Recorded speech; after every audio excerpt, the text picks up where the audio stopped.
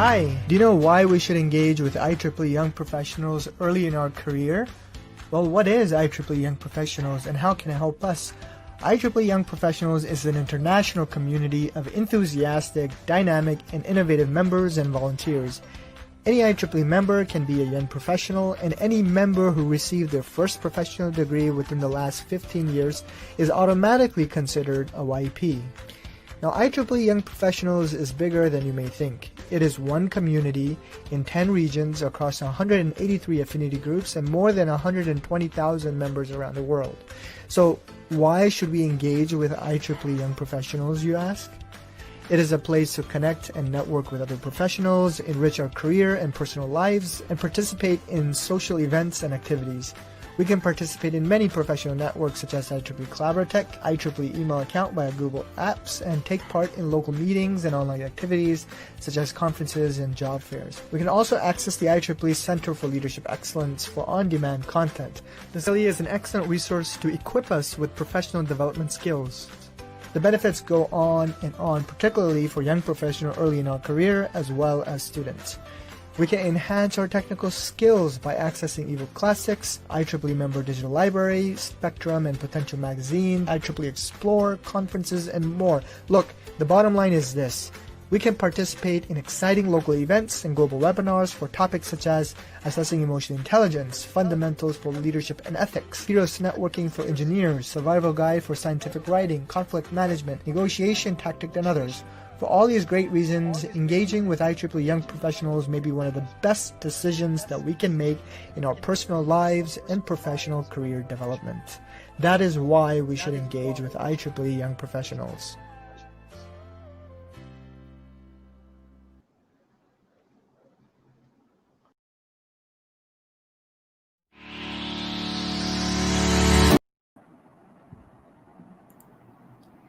Assalamualaikum and a very good afternoon. Welcome to the first IEEE 5-minute final year project competition 2020. This competition is streaming live from IEEE Young Professionals Malaysia Facebook page and YouTube channel. To begin with, I would like to invite Ustaz Maulana Amir Hamzah to recite the doa. Thank you so much for inviting. أعوذ بالله من الشيطان الرجيم بسم الله الرحمن الرحيم هو الله الذي لا إله إلا هو عالم الغيب والشهادة هو الرحمن الرحيم هو الله الذي لا إله إلا هو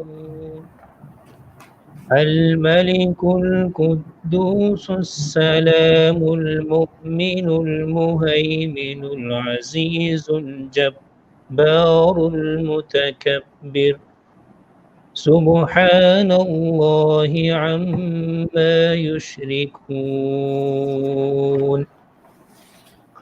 هو الله الخالق البارئ المصور له الأسماء الحسنى يسبح له ما في السماوات والأرض وهو العزيز الحكيم صدق الله العظيم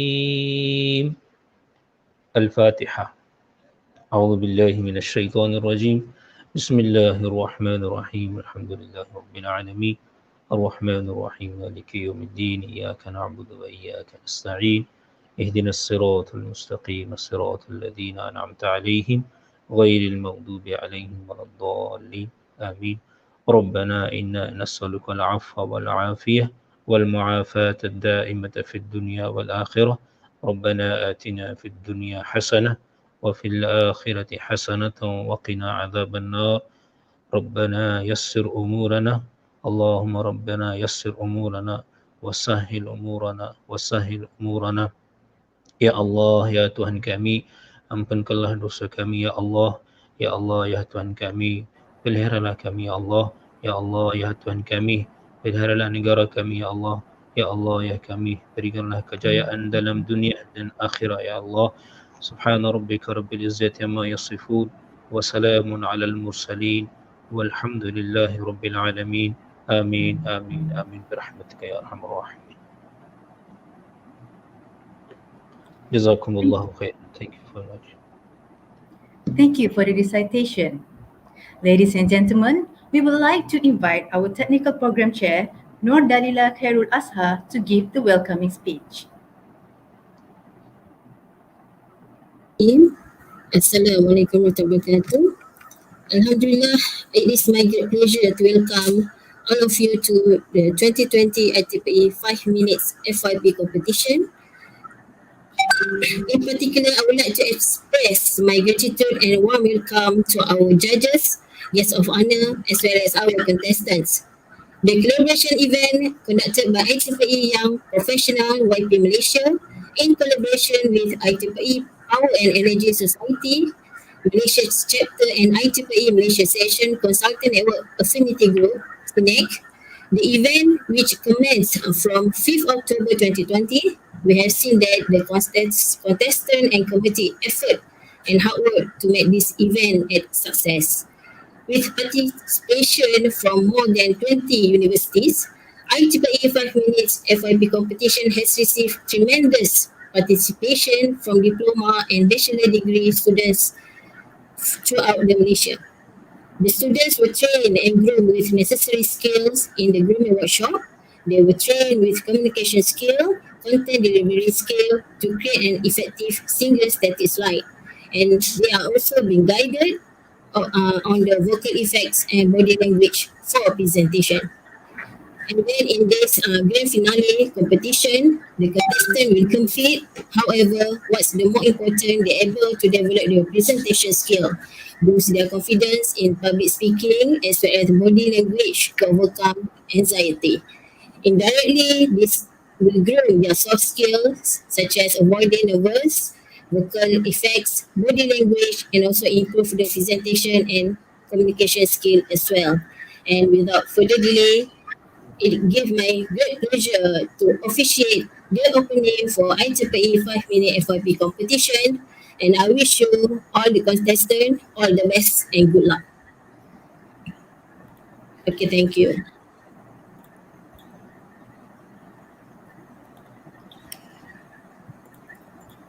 I will pass back to our MC. Thank you, Nur Dalila, for the inspiring welcoming speech. Ladies and gentlemen, this is the first 5 minutes final year project competition. This event is organized by IEEE Young Professionals Malaysia in collaboration with IEEE Power and Energy Society Malaysia Chapter and IEEE Malaysia Section Consultants Network Affinity Group. This competition is open to all undergraduate students, diploma and bachelor level in the fields of electrical and electronics and engineering, computer science, and information technology. The main objective of the competition is to cultivate students' academic, presentation, research communication skills, and to train, educate, and groom the participants with the essential skill of presentation and communication. Each participant will only have a maximum of 5-minute presentation. At 4 minutes, a reminder will be displayed. And at 5 minutes, a bell will be ring and the participant needs to stop immediately. Any additional single second will be disqualified the participant automatically. Only one single static PowerPoint slide is permitted, which will be presented from the beginning until the end. No slide transitions, animation of movement or any other description are allowed. Also, no additional electronic media or additional props are permitted, and the presentation needs to be spoken words. The decision made by the panel of judges will be final and no request of appeal will be entertained. Well, ladies and gentlemen, let me introduce you to the honorable judges for today. Starting with Mr. Michael Joseph from SSNA Power Consultancy, followed by Mr. Muhammad Asrul bin Muhammad Shahidali from Petroleum National Berhad, Dr. Aida Mustafa from UTHM, and our final judge is Dr. Bazila A. Talib from UniKL. For today's competition, the winners from diploma and bachelor category will walk away with 500 ringgit trophy and certificate of award. The first runner-up will receive 300 ringgit and certificate of award, and for the second runner-up will get 200 ringgit and certificate of award.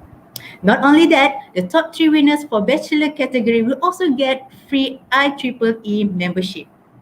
So, ladies and gentlemen, without further ado, let's start this competition with our first participant from diploma category. Fakirul Azif bin Hamdan from University Teknologi Mara Pasir Gudang, supervised by Teknologi Zahari bin Abu Bakar, with the title of Aquaponic Using Embedded System.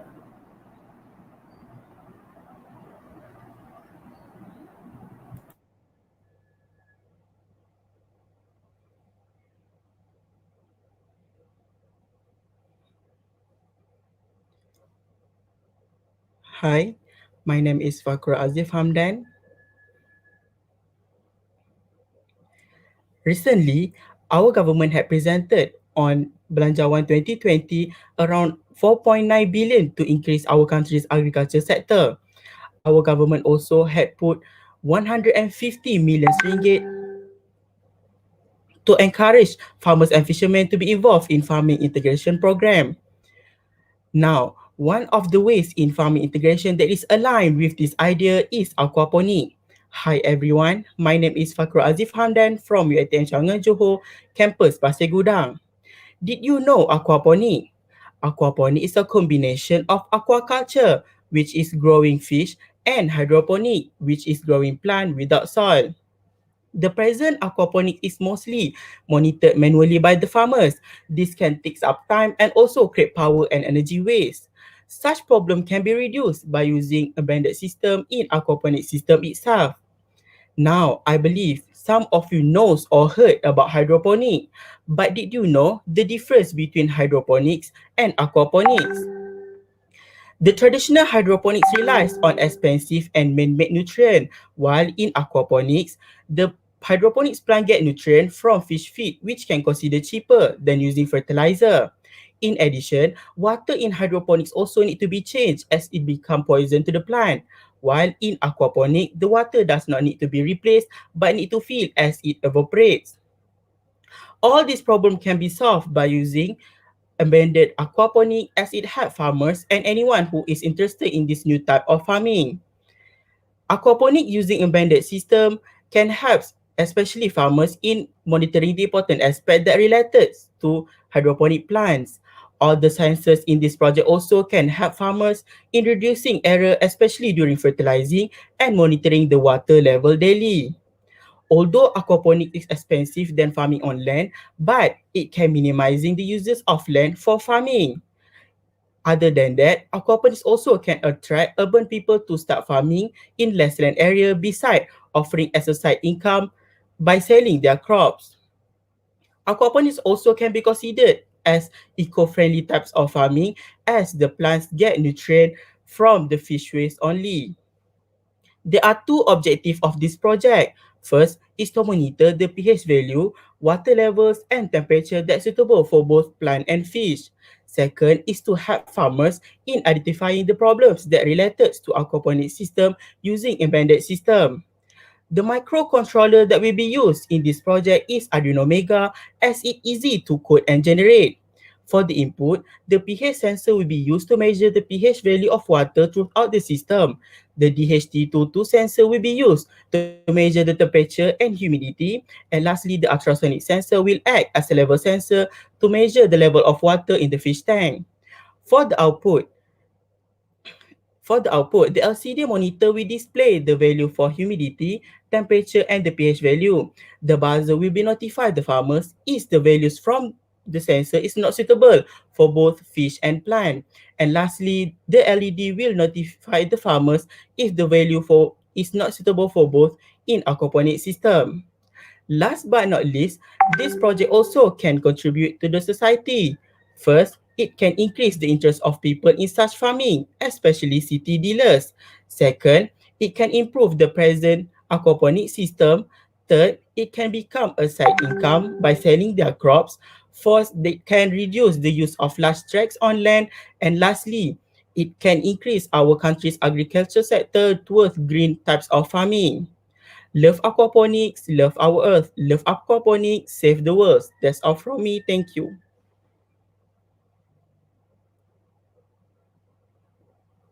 Thank you.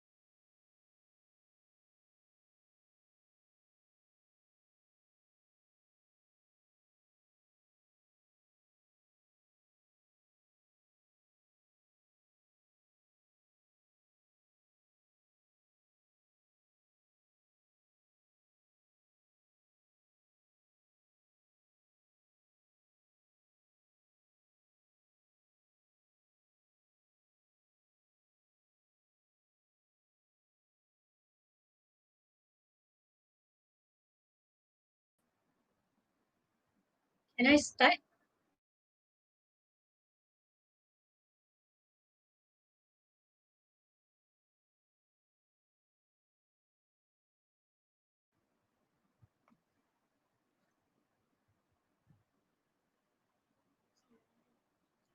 Sorry, can I start right now? Yes, please start, Alia. On the 26th August 2020, an article produced by the New Straits Times stated that renewable energy, or RE, is currently on the rise around the globe, with Europe leading its way. According to the International Energy Agency's 2018 annual report on renewable energy, the global installed capacity of this energy could reach into 1 trillion watts by 2023. Hence, we in Malaysia are equally ambitious in pushing renewable energy to a 20% in its energy mix by 2025. Assalamualaikum and a very good evening. My name is Alia Akila binti Jelani and I am from University Technology Mara, Pasir Gudang campus. For years, we had been relying on fossil fuels too much, and currently, the amount of fossil fuels left in our country had been depleting significantly. The electricity, the fuel for our car, even the gas we use for our cooking, we had been using fossil fuel. Nevertheless, do you believe me if I say that we could avoid this energy exhaustion crisis if we aggressively implemented renewable energy in our country? Well, Malaysia is called as a blessed land for many reasons. The geography of our land made the application of renewable energy to be possible. With our location near to the equator make us receive lots of sunshine, the soil itself is suitable to plant lots of palm oil trees, making Malaysia as one of the largest exporters in palm oil behind Indonesia. While cooking oil, margarine, and shortening we use in our cooking and food are the products coming from the manufacture of processed palm oil, do you know that the waste and scraps coming from that particular process can be used as a biofuel, a substitutional renewable energy for fossil fuel? These scraps and waste are also generally known as biomass. Hence, palm kernel shell is chosen as one of the best biomass materials as it possesses less water content and a very high content of carbon. These two characteristics are very vital to be considered during pyrolysis process, in which it will affect the product formed from the process itself. What is pyrolysis? Pyrolysis is a process in which these palm kernel shells were burned at a very high temperature in the absence of oxygen in order to produce a carbon-rich solid called as palm kernel char. This palm kernel char will then be converted and processed into biofuel for our future technology usage. Hence, by having a low water content, this palm kernel shell tend to burn much easier, yet it still can maintain its high density volume of carbon percentage. It's just like a simple science. Less water, more flame produced, resulting more energy. On another note, FGV Holdings Berhad had been exporting palm kernel shell to Japan for many years, as palm kernel shell is known to be a primary fuel for the Japanese independent power producers that have been generating power with the benefit of the feed-in tariff or FIT. The FIT is basically a Japan policy for increasing the proportion of low to zero carbon emitting power generation. Thus, Malaysia is also capable in applying palm kernel shell as one of our options of biofuel. We can also increase the palm kernel shell char fuel potential by pre-burning the kernel shells before the pyrolysis process. Hello? By doing so, yes, sorry. By doing so, the amount of activation energy could be lowered tremendously, yet the volume of carbon content will increase remarkably. In other words, a pre-burned kernel shell would need much less energy for it to be converted and processed into becoming char or fuel. Yet the end product form, which is the fuel, will produce will generate a high outcome of energy for our usage. Isn't it fascinating for a waste that coming from a palm oil mill can be used as the fuel for the exact process over and over again? Even better, we might not need to worry about energy shortage anymore. With that, I say thank you. Thank you, Alia Akila binti Jalani. So that was Alia Akila binti Jalani from University Teknologi Mara, Pasir Gudang. She was supervised by Nur Hidayu binti Abdurrani, and her project title was Palm Kernel Shell Characterization and Kinetic Analysis.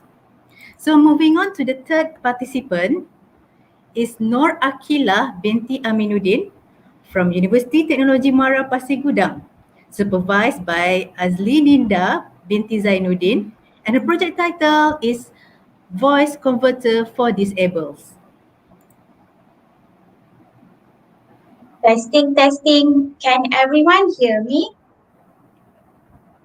Ladies and gentlemen, you might know how technology can help people's life become easier. But in the midst of diving into the latest gadgets and technology, we often forget about the special people around us. They are the disabled. Assalamualaikum warahmatullahi wabarakatuh and a very good evening. I am Nur Akila binti Amnuddin from UiTM Pasir Gudang campus, and I'm here to share my project that can guarantee life in the future to be easier and happier. Ladies and gentlemen, according to the Department of Statistics Malaysia, 35.2% from the disabled are those who are with physical disability. Have we ever thought, how do these people who are born without limbs switch on their electrical appliances? Is it worth of them spending lots of money buying the latest technology but none making their life easier? Can they always have people around them to help and assist them for the rest of their life? Of course not. So I decided, as a young engineer to be, I need to do something. I need to find solution to problem I mentioned before. Finally, I developed a voice converter for those who are special, like the different ability people. Voice Converter for Disabled. That is the title of my project. It is just a simple system that can help us to make our electrical appliances function without any difficulties. What they need to do is just speak with the converter. The main component I have used is a voice recognition system, internet connection, and electrical appliance to test run system. Ladies and gentlemen, let me tell you how it works and the vision of Google Assistant, which will help us to switch on our electrical appliances without any contact, or I shall say, touchless. The concept I adopted is similar to the drive-through fast food concept. We only need to take 3 simple steps to have our food. First, we speak what we want to eat. Second, the order will be confirmed. Third, the order will be prepared for us. Similar concept adopted for my project. But the difference is, this project utilizes Google Assistant. You may ask, what is Google Assistant? Well, Google Assistant is one of the latest devices that has been programmed to detect voice. It can recognize words and respond fastly and accurately to our command. First step, Google Assistant will detect our voice. Our recording voice will be captured and sent to the Google server to be analyzed more efficiently. Second step, the keyword of our command will be identified to make sense of the task. Last step, the system carries out instructed function. Besides, in drive-thru, we will receive a receipt as a proof to our order, right? For this system, Google Server functions not only to analyze data, but also store data. Is it as simple, ladies and gentlemen? As simple as that. Now, we can make our electrical appliances function just by using our voice. Believe me, ladies and gentlemen, if this project is successful, it will assist the needy, especially the disabled community, to have a better life. Because they are special, they need and deserve a special system. Remember, William S. Brooks stated that the purpose of technology is not to confuse the brain, but to serve the body. So, are you convinced, ladies and gentlemen? Well, that's good. Case closed. Thank you. Thank you, Nur Akila, for the presentation. So moving on to the next participant, Muhammad Arif bin Zuraimi from University Technology Mara, Pasir Gudang. He is supervised by Khairul Kamaruddin bin Hassan, and his project title is Technology of Wireless Electric Vehicle Charging, Capacitive-Based Method.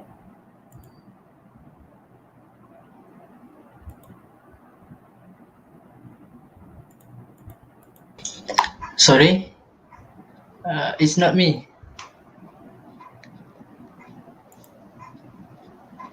Muhammad Arif?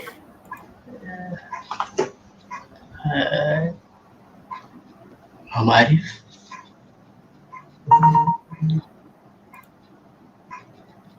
Oh, I'm sorry. Are you Muhammad Yuizi? I'm Muhammad Uzai. Okay. Okay, you may continue presentation. My presentation. Yes. This is not my slide. Okay. Assalamualaikum and hi everyone. My name is Muhammad Uzai. I am from UiTM Pasir Gudang. For my project, I decided to create a firefighting robot. This idea came to me when I read the news from social media. I discovered that there were many fire incidents in our country. Because of that, many firefighters are at risk of being killed and injured while carrying out their duties. First thing first, a firefighting robot was built to replace human job as a firefighter. The robot is used to extinguish fire from a distance, and the firefighters do not need to go near the fire unless they need to rescue the people that were trapped inside the fire. Actually, there are many firefighting robots that have been built, and the robot size is big and has a lot of function. However, my firefighting robot that I built is small, and it is more suitable to be used to assist the firefighter to detect fire in narrow and small spaces to eventually extinguish it. It also works automatically without the need to be controlled. My firefighting robot has four main components, which are microcontroller, flame sensor, mini DC pump, and motor. The most important component is the microcontroller because the microcontroller will act as the brain for the robot and determine the robot action. So now, how does the robot work? Firstly, there are three flame sensors which are located at in front of the robot, at the left side, right side, and at the center. The robot also will carry water using a small container with a mini DC pump is placed inside the container. When a flame sensor detects fire, the robot will move to the direction of the fire by using the motor. And then when the robot is standing ahead of the fire, the robot will stop moving.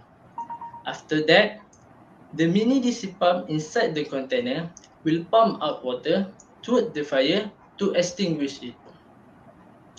As I mentioned before, because the robot is small and is used to detect fire in narrow and small spaces, the firefighters can focus more to extinguish fire at bigger and wider areas. Therefore, I hope this creation can help the firefighters to do their tasks and reduce fatal and injuries involving firefighters in the future. That's all for me. Thank you for listening. Assalamualaikum.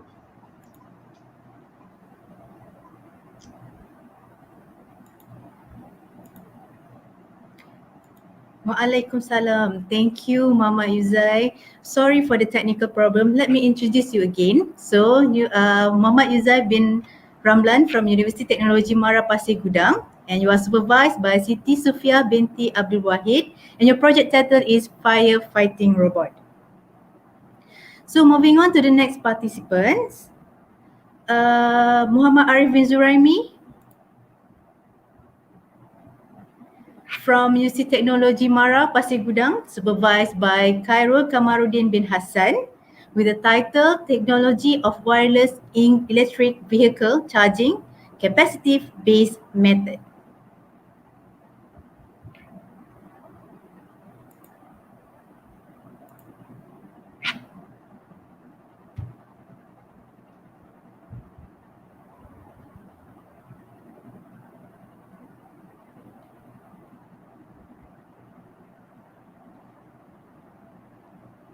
So, is Muhammad Arif ready? Okay. Yes. Muhammad, you may start now. Hello. Uh, Assalamualaikum and very good day, everyone. My name is Muhammad Arif Mizrahi from University Technology Mara, UiTM, Pasir Gudang campus. Have you ever heard about electric vehicles? Probably you have seen one, but you don't know how it's moved, how it works. So let me tell you this. Electric vehicles is vehicles that operate on electric motor instead of internal combustion to generate power by burning a mix of fuel and gases. Thus, the driver will feel lighter in driving. Even though the electric vehicle has begun trending in most other countries, the problem encountered is when the car is running out of battery and you don't have any clue where to charge the car. So today, I want to share with all of you about my project, which is technology of wireless electric vehicle charging. Is that interesting? Uh, firstly, firstly, my project is focusing on two objectives. The first objective of my project to employ wireless power transfer technology in electric vehicle charging application based on capacity approach. Recently, the capacity for transfer has been improved significantly and is suitable for electric vehicle charging application. This in return makes it more better and effective than inductive power transfer. The second objective of my study is to analyze the effectiveness of wireless power transfer as electric vehicle charging application. By analyzing effectiveness, this method will be very useful in future as people don't need to go to find the EV charge as they can simply charge their EV by the roadside. So basically, the circle of my project is divided by two parts, which is the transmitter part and the receiver part. At the starting point, the power supply will supply 30-volt direct current, and the direct current will go through the MOSFET. And MOSFET will play important role to act as a in switch on and off way. Then, in this circuit, the inverter is needed to change the direct current to the alternate current and increase the value of the voltage. The inverter that used in this circuit is a class E inverter because it's easy to handling and it can handle a big circuit. So the stabilized frequency is a sine wave from the combination of the MOSFET, inductor, and the capacitor.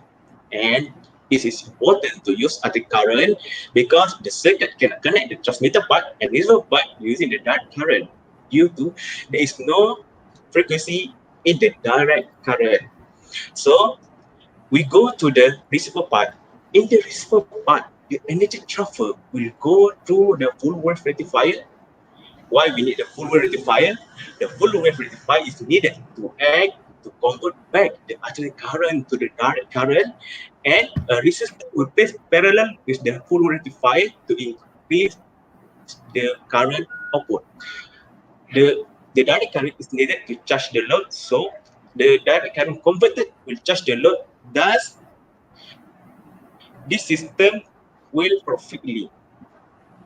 Last but not least, wireless power transfer technology has become a trend in other countries because it potentially can reduce or eliminate the needs of wires and battery.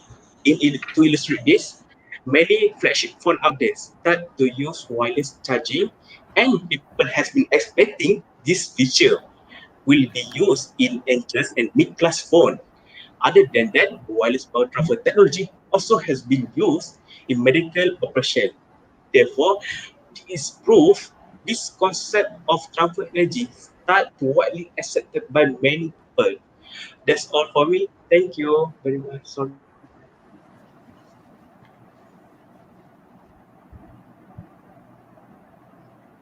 Thank you, Mama Arif, for the presentation.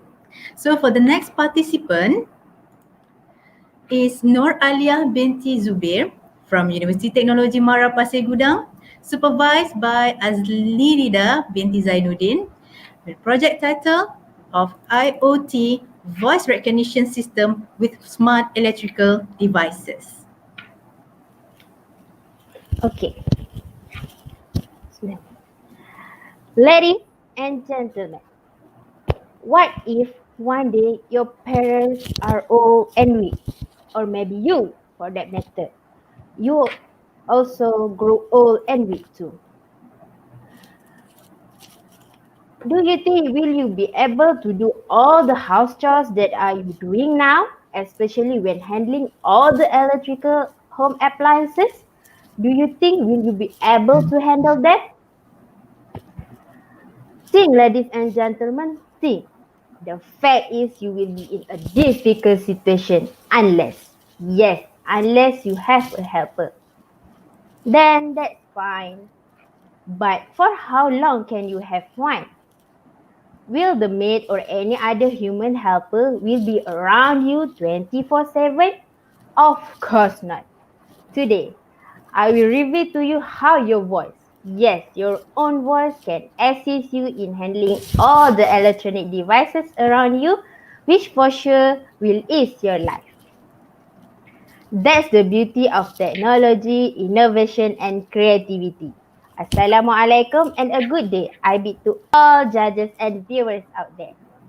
I am Nur Alia binti Zubair from University Teknologi Mara Pasir Gudang campus, and I'm going to share with all of you my groundbreaking innovation titled IoT Voice Recognition System for Smart Electrical Devices.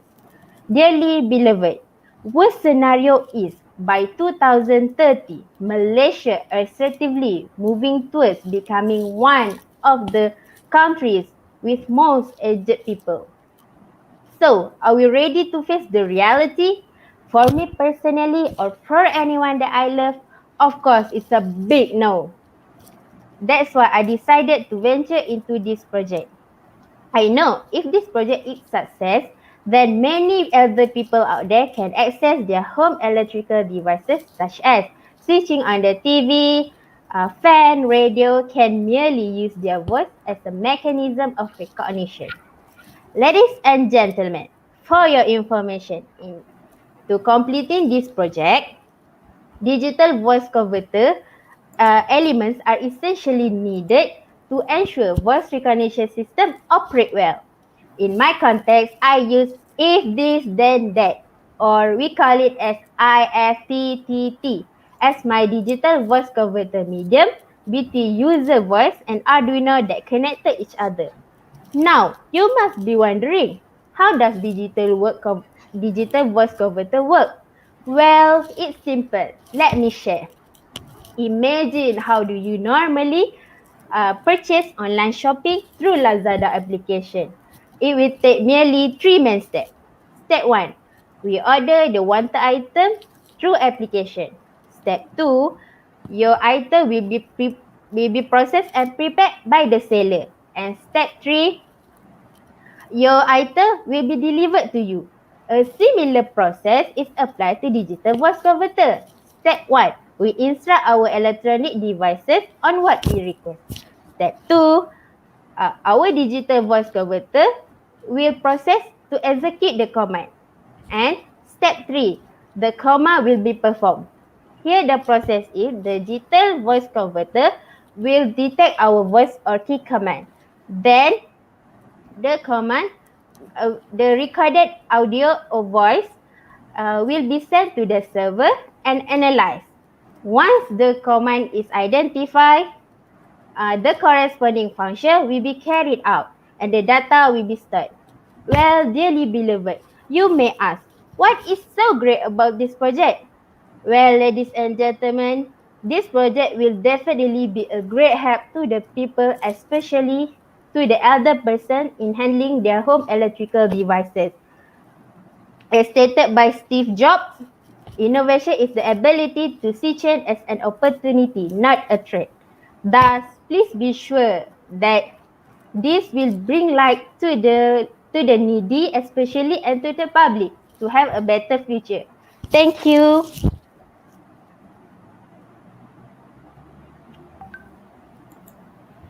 Thank you, Noalia.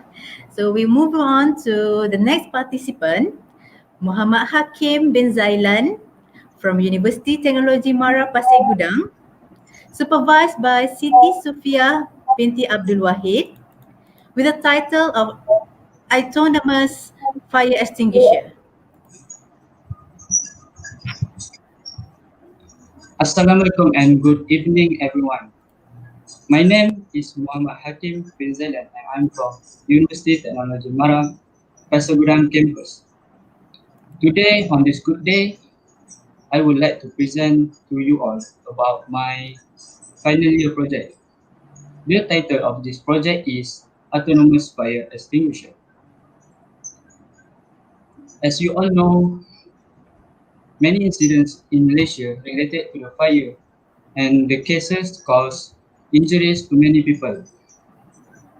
In fact, the firefighters can also have injured while rescuing the victims. So let me explain more about my autonomous fire extinguisher. So the robot have 5 main components, which is Arduino Uno as a microcontroller, flame sensor, obstacle sensor, DC motors, and water pump. Arduino Uno as a microcontroller. Arduino board can read the input and turn it into output. The input of this robot is flame sensor and obstacle sensor, while the output is water pump and DC motors. The flame sensor used to detect the fire or flame and move and operate the water pump. The water pump will pull out the water and extinguish the fire. After that, the obstacle sensor used to detect the fire. eh, the obstacle sensor used to detect the obstacle for the robot. If have an object in front of the robot, the obstacle sensor can detect and move the robot to avoid the robot hit the obstacle. After that, the robot is the the robot is automatically run and does not need manpower to control it, and it just use 9-volt battery to activate it. This robot is just small, but it can help firefighters to extinguish the fire without getting seriously injured. So that's all about my final year project. I hope you guys I hope you guys understand what I'm saying. Thank you. Thank you, Muhammad Shafiq.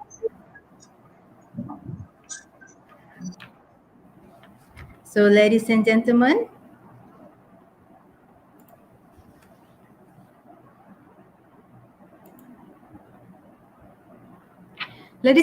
before we proceed with the bachelor degree category, we will take a 5-minute break.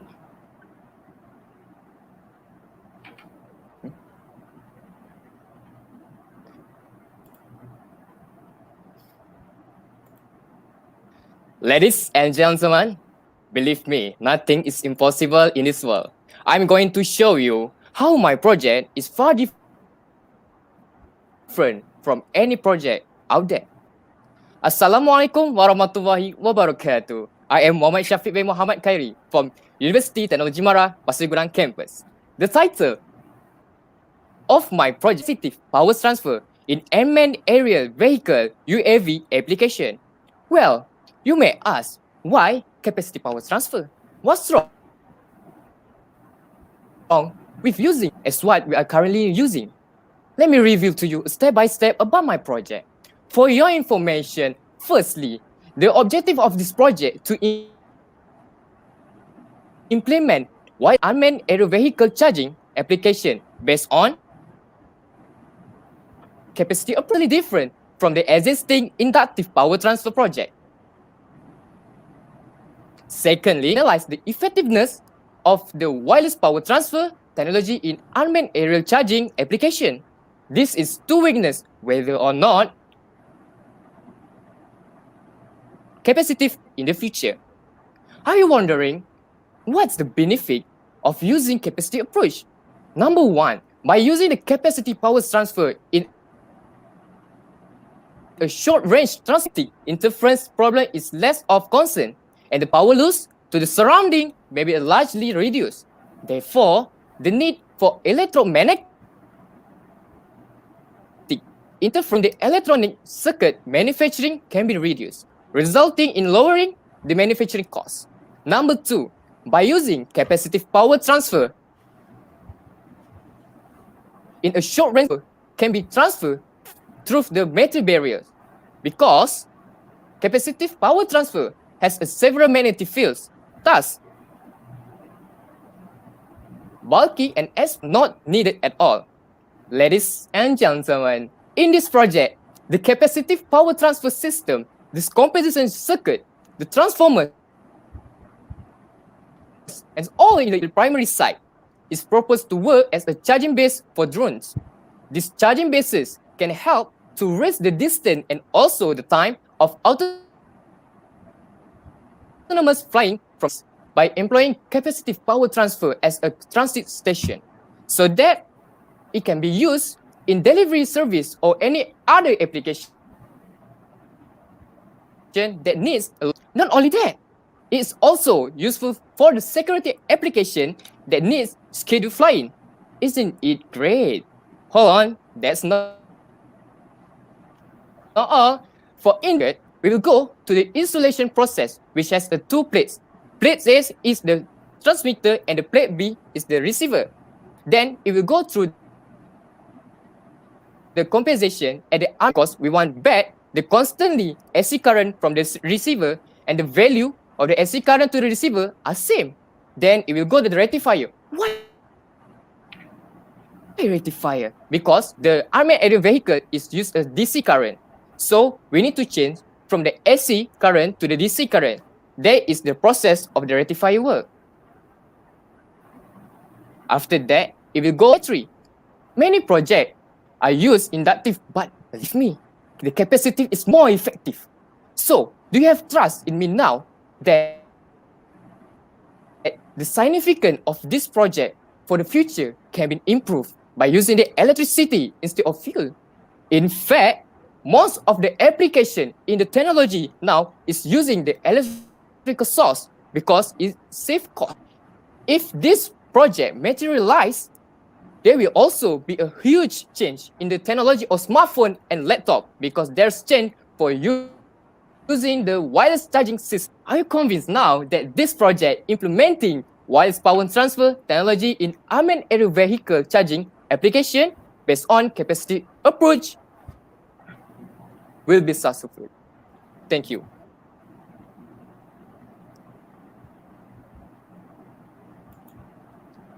Thank you, Muhammad Shafiq. So Muhammad Shafiq bin Muhammad Khairi is from University Technology Mara Pasir Gudang. He is supervised by Khairul Kamaruddin bin Hassan, and his project is titled of Technology of Capacitive Power Transfer in UAV Charging. So ladies and gentlemen, before we proceed with the bachelor degree category, we will take a 5-minute break.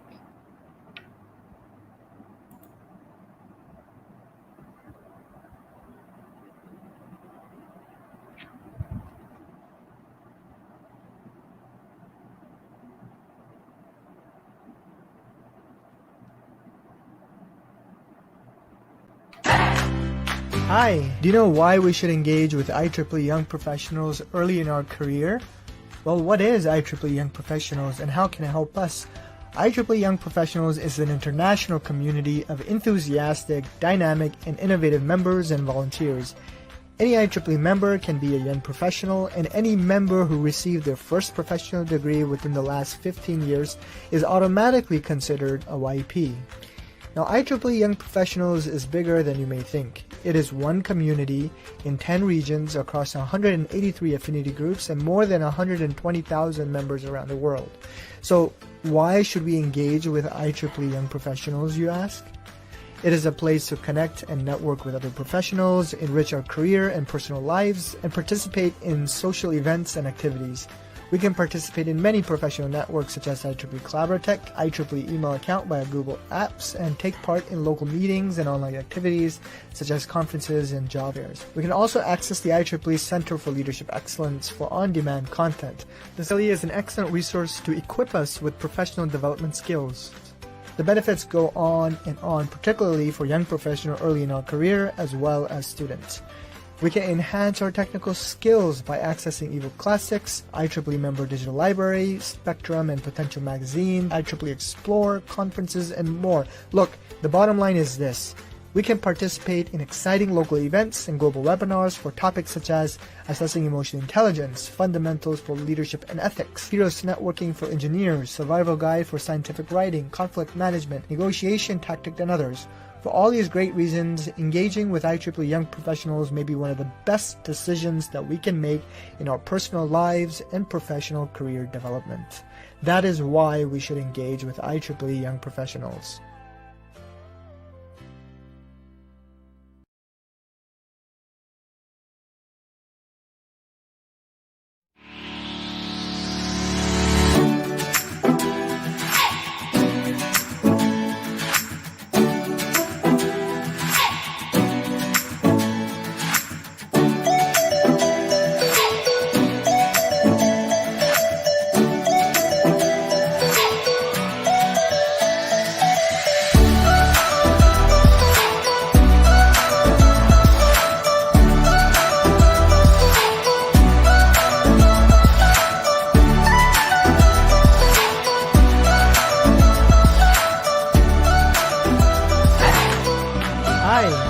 why we should engage with IEEE young professionals early in our career?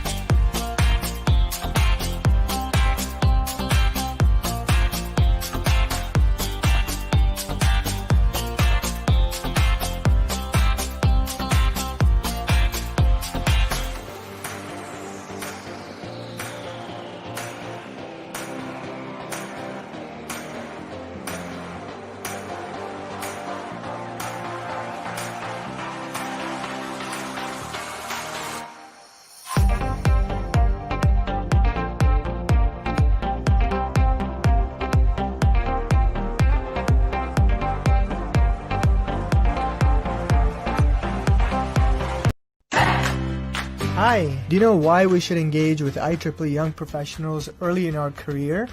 Well, what is IEEE Young Professionals and how can it help us? IEEE Young Professionals is an international community of enthusiastic, dynamic, and innovative members and volunteers. Any IEEE member can be a young professional, and any member who received their first professional degree within the last 15 years is automatically considered a YP.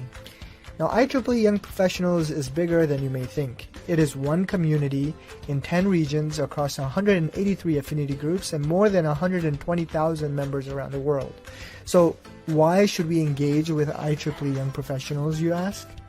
It is a place to connect and network with other professionals, enrich our career and personal lives, and participate in social events and activities. We can participate in many professional networks such as IEEE Collaboratech, IEEE email account via Google Apps, and take part in local meetings and online activities such as conferences and job fairs. We can also access the IEEE Center for Leadership Excellence for on-demand content. This really is an excellent resource to equip us with professional development skills. The benefits go on and on, particularly for young professionals early in our career as well as students. We can enhance our technical skills by accessing eBook Classics, IEEE Member Digital Library, Spectrum and Potential Magazine, IEEE Explore, conferences, and more. Look, the bottom line is this. We can participate in exciting local events and global webinars for topics such as assessing emotional intelligence, fundamentals for leadership and ethics, heroes networking for engineers, survival guide for scientific writing, conflict management, negotiation tactic, and others. For all these great reasons, engaging with IEEE Young Professionals may be one of the best decisions that we can make in our personal lives and professional career development. That is why we should engage with IEEE Young Professionals.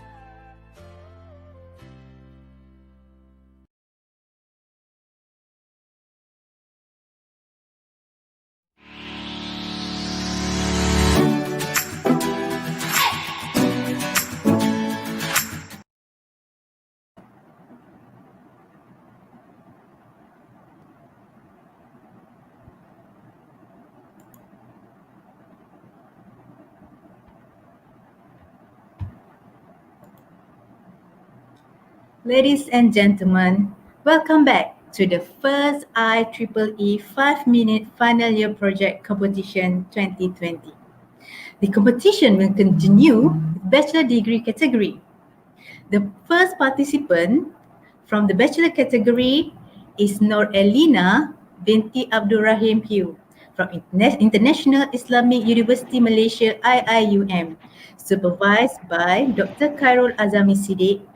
And the project title is Teaching and Learning of Science in Schools Using Augmented Reality. We are surrounded by science, and as time passes by, technology will keep advancing. With that being said, we will always be in need of experts in the science and technological field. However, there is a significant downward trend in Malaysian students pursuing STEM. The former Malaysian Minister of Education, Dr. Mazli Malik, addressed that in 2019, only 44% of students were enrolled in the science stream, as compared to 48% in 2012. When Malaysia ranked below the Organization for Economic Cooperation and Development (OECD) average, in the 2012 Program for International Student Assessment. 11 shifts have been identified by the ministry in order to improve the Malaysian education standards. And although there were improvements, Malaysian students who sat for the exam in 2018 still scored lower than the OECD average. Now, this could be due to the traditional way of teaching, making students passive during lecture, leading them to having little initiative and low problem-solving skills. Then there's also the perception that science is hard. See, education is more than just reading and listening to lectures. It also needs to involve interaction and creativity. To make learning enjoyable and to ensure that they stay motivated, these students need to be engaged. And augmented reality is a superb way to do that. So, what is augmented reality? Augmented reality, or also known as AR, is a technology that adds layers of digital information into our physical world. AR also enables human interaction with virtual 2D and 3D objects in the real environment. Think of Pokemon Go. So, how can AR help in science teaching and learning? AR can help spark the interest and curiosity of students at an early age, can make knowledge more apprehendable, and engage students' attention. Imagine students going through a science textbook and they come across a picture of a stationary Earth. With AR, they're able to flip their devices out and scan that picture, known as a target marker, using the AR camera on their AR application. And voila, a 3D Earth would appear on their screen and they would be able to zoom in, rotate the Earth, and examine. It's like seeing Earth in real life. And that makes learning so much more interesting, don't you think? See, to better prove that AR helps in education, I will be developing an AR application using Unity 3D and Vuforia. I will be focusing on the Malaysian science syllabus for primary school students, enhancing the user interface and accurate tracking of markers. Tests and questionnaires will then be distributed for evaluation. You see, this is important because teaching can no longer be restricted to a one-way flow of information. Today's children are constantly stimulated to explore and interact. Augmented reality fulfills exactly that. It plays the role of a great leveler where teachers and students are able to come together in a simulated 3D environment to explore, to interact, collaborate, and to learn. Science is more than just medicine and technology and invention. Science is about discovering new knowledge and helps us to defeat our curiosity of how the world works. Which is why this project, Teaching and Learning of Science in Schools Using Augmented Reality, is in hopes that more students will be inspired by science, technology, engineering, and mathematics. Thank you.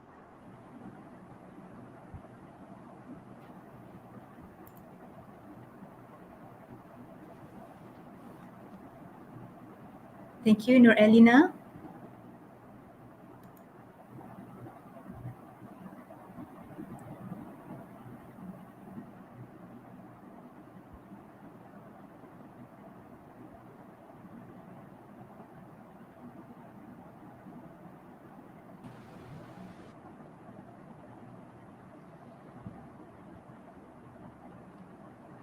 So judges, can we move on to the next participant?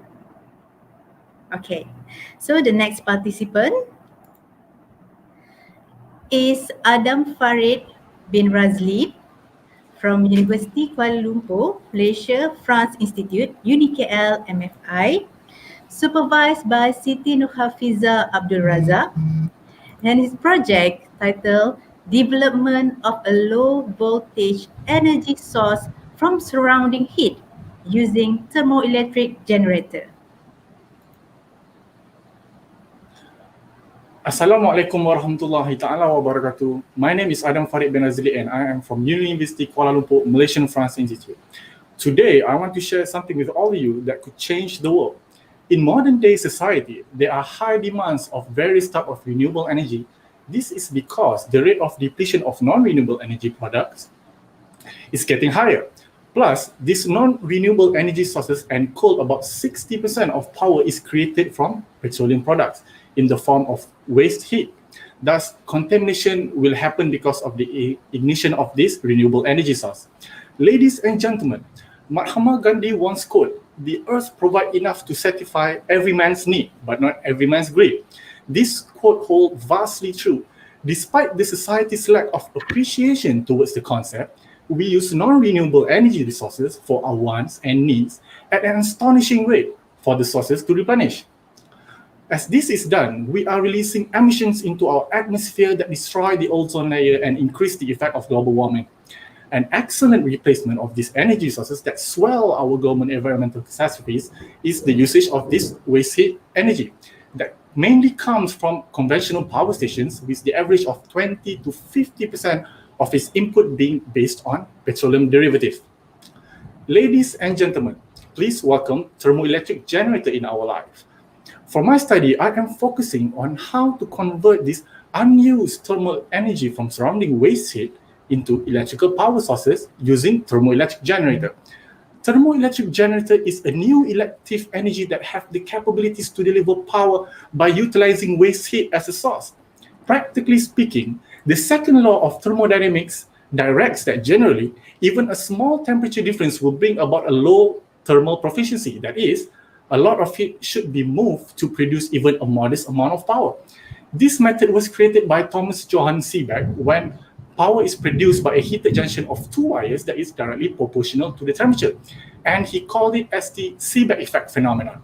In this technique, these temperature differences can be used to power up a heat engine in generating electrical power. Well, how does this device work actually?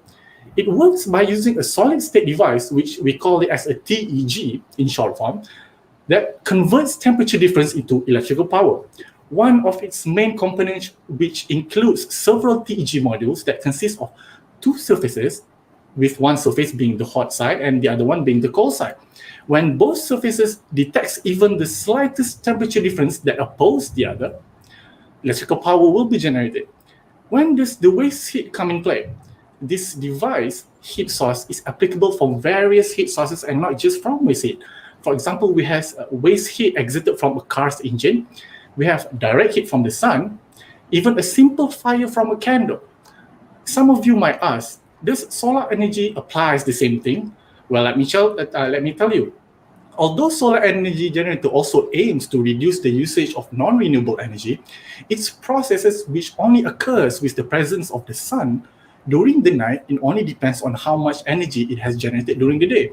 So imagine if the weather is unpleasant for the entire day. So basically the energy generated is inadequate. Preferences of this gadget incorporate high dependability, long life expectancy, evening power creation, and it's a portable power source. So my aim is for the design of this thermoelectric generator to be able to play a significant part in promising electric green innovation to straightforwardly convert waste heat energy into useful electrical power. Thank you very much. That's all from me.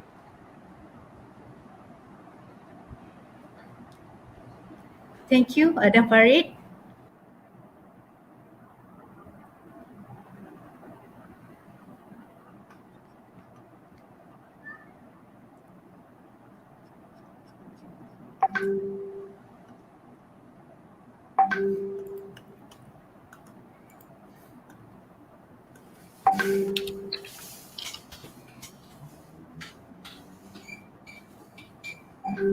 So okay, we'll move on, judges.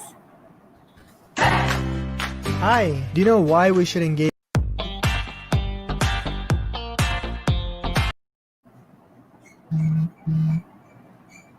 Okay. Moving on to the next participant, Ho Yan Sam from University Tunku Abdul Rahman, Utah. Ho Yan Sam is supervised by Dr. Syed Ahmad Zikri bin Syed Alui. And this project started primary study of diabetic retinopathy classification from fundus images using deep learning model.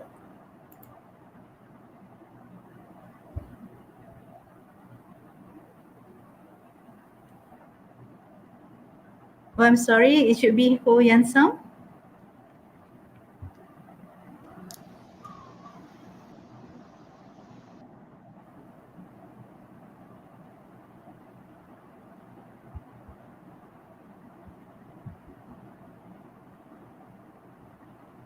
Can I start now? Okay. Greetings to judges and committees. Do you know that diabetes is very destructive to our body? Do you know that the people who got diabetes are actually exposed to the risk of blindness due to an eye disease called diabetic retinopathy? In fact, most of the patients are not aware of this solely because the doctors cannot even diagnose the disease accurately, which is utterly ridiculous and dangerous, especially for severe cases, because it will worsen the eyesight of patient in no time. From here, we know that the diagnosis of the disease is not an easy task. Therefore, we need a solution that is able to automate the diagnosis of disease. My name is Soyan Sen, and I'm from University Tunku Rahman. I built a system that can automate the diagnosis of the disease as well as to detect the severity from the eye images. The disease is categorized into 5 main levels, which are low, mild, moderate, severe, and lastly, periphery, which is the most severe level. So each of the level was labeled with the numbers that range from 0 to 4. The higher the number, the more severe the patient is. In terms of implementations, it was sorted into 3 main processes. Firstly, I collected the vector images and put some effort to enhance clarity. Next, I also built an artificial brain that was able to learn from the eye images. So from the combination of the processes, the artificial brain was able to apply the knowledge that it has learned previously, scan images, and detect the disease in terms of severity, all done automatically. Overall, the artificial brain has achieved a diagnostic accuracy that is higher than 74%. For this solution, it has successfully provided the ease of diagnosis for doctors as well as increased the efficiency of the diagnosis thanks to automation. But most importantly, it has drastically reduced the, the unreliable diagnosis results that is due to human mistakes. Hence, the diabetic patients are able to know their health condition better as well as receive the treatment as soon as possible. From the diagnostic accuracy, this is undeniable that there is a huge room for improvement in the future. But that's the beauty of research-based projects.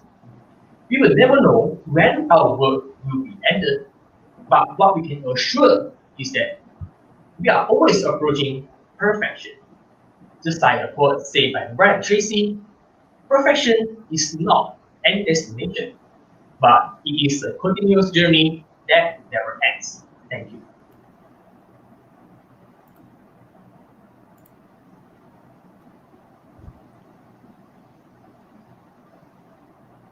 Thank you, Ho Yan Sam, for the great presentation.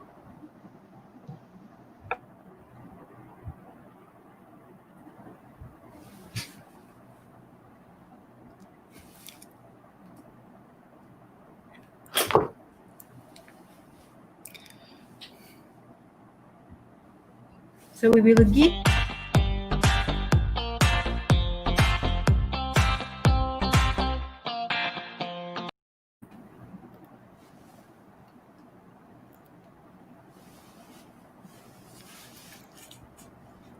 Okay, for the next participant is Khairul Amar bin Khalil Azlan from University Kuala Lumpur, Malaysian Institute of Information Technology, UniKL MIIT, and he is supervised by Roslina Wati binti Jaafar with the project titled Accepting Autism and Interactive Discovery, Interactive Documentary.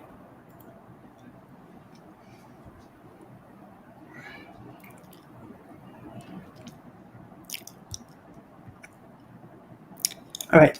Thank you, Dr. Fatima. Assalamualaikum and good afternoon. My name is Khairul Amar bin Khalil Azlan from University Kuala Lumpur, Malaysian Institute of Information Technology, and I am here to present to you my final year project, which is called Accepting Autism, an interactive documentary. It is an interactive documentary that touches on the subject of autism, especially autistic adults. Now, why autism? Well, let me give you a bit of a background. Autism is a controversial topic among society as there seems to be lacking in awareness towards them.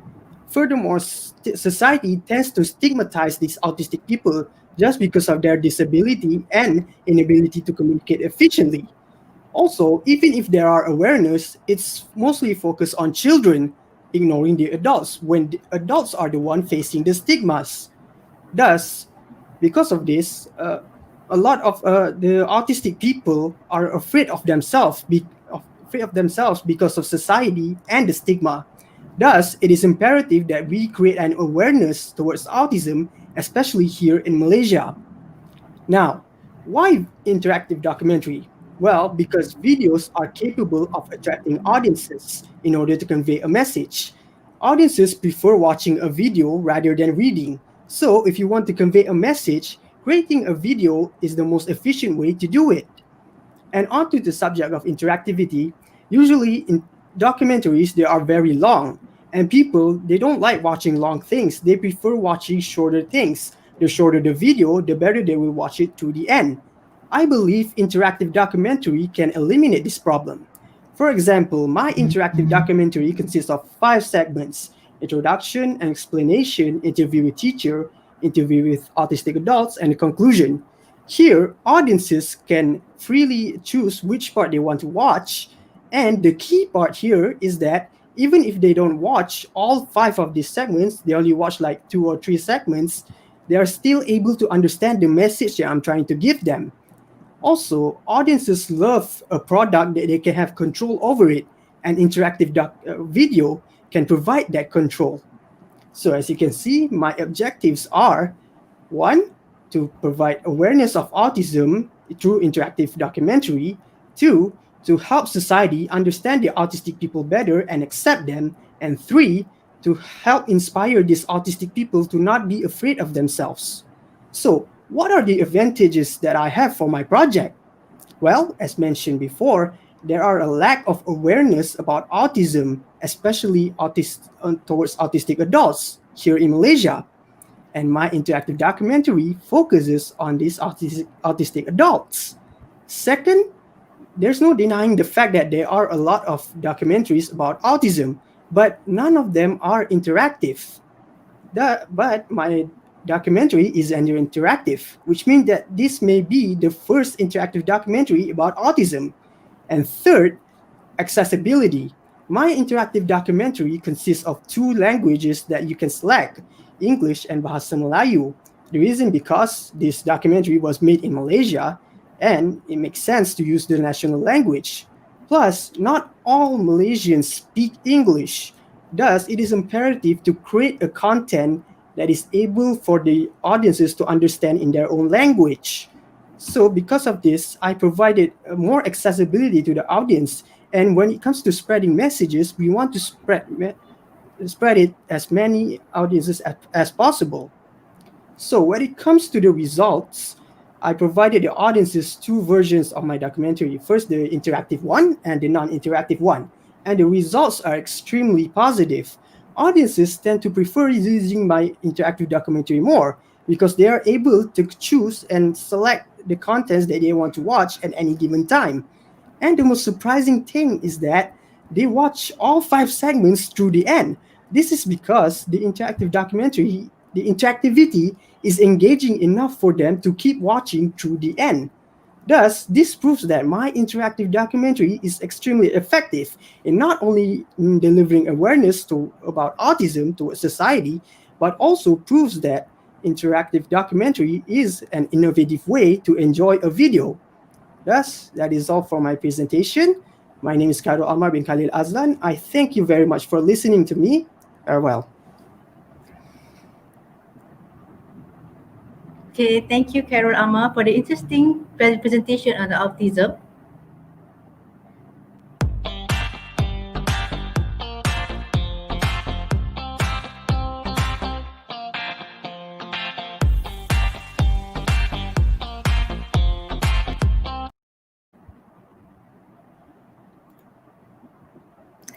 So for the next participant is Daniel Siruno from University Malaysia Sabah, UMS, supervised by Dr. Kenneth Teo Kin, and the project title is Mobile Machine Vision for Railway Safety Surveillance using Deep Neural Network.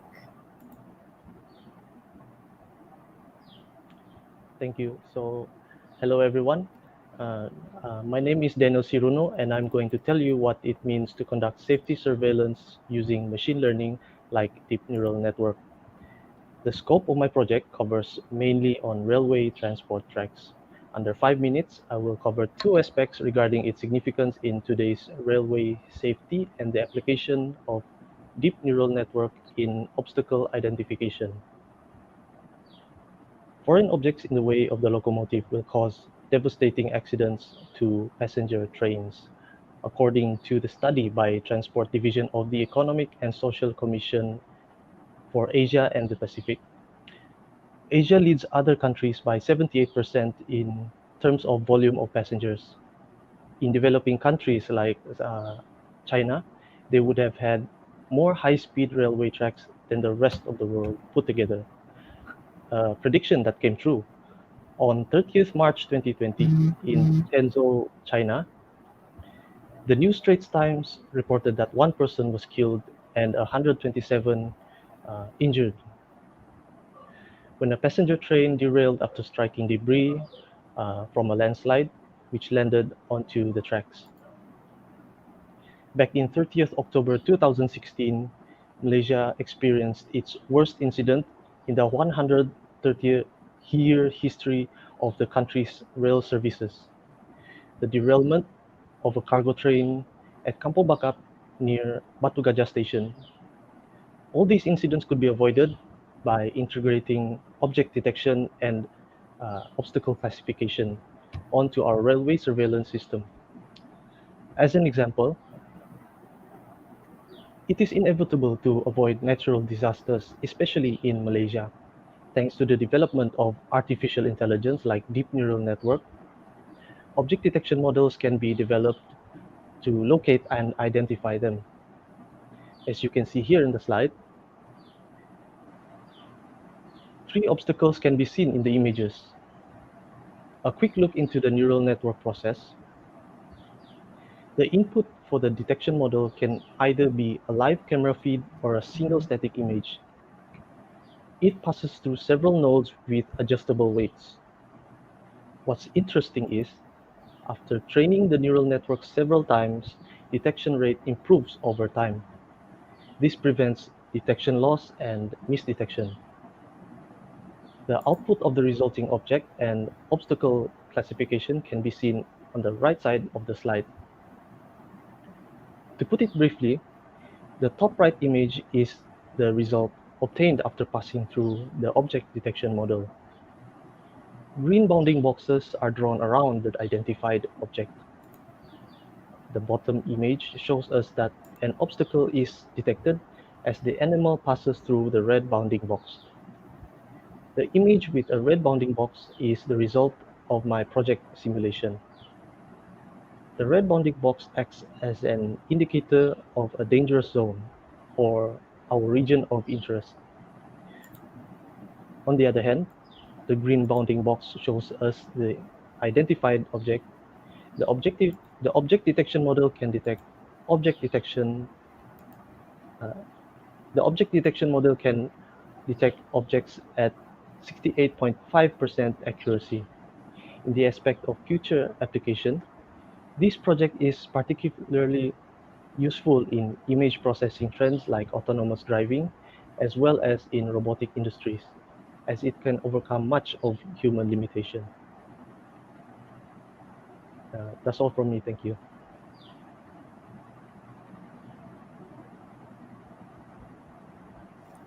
Thank you, Daniel Siruno, for the presentation.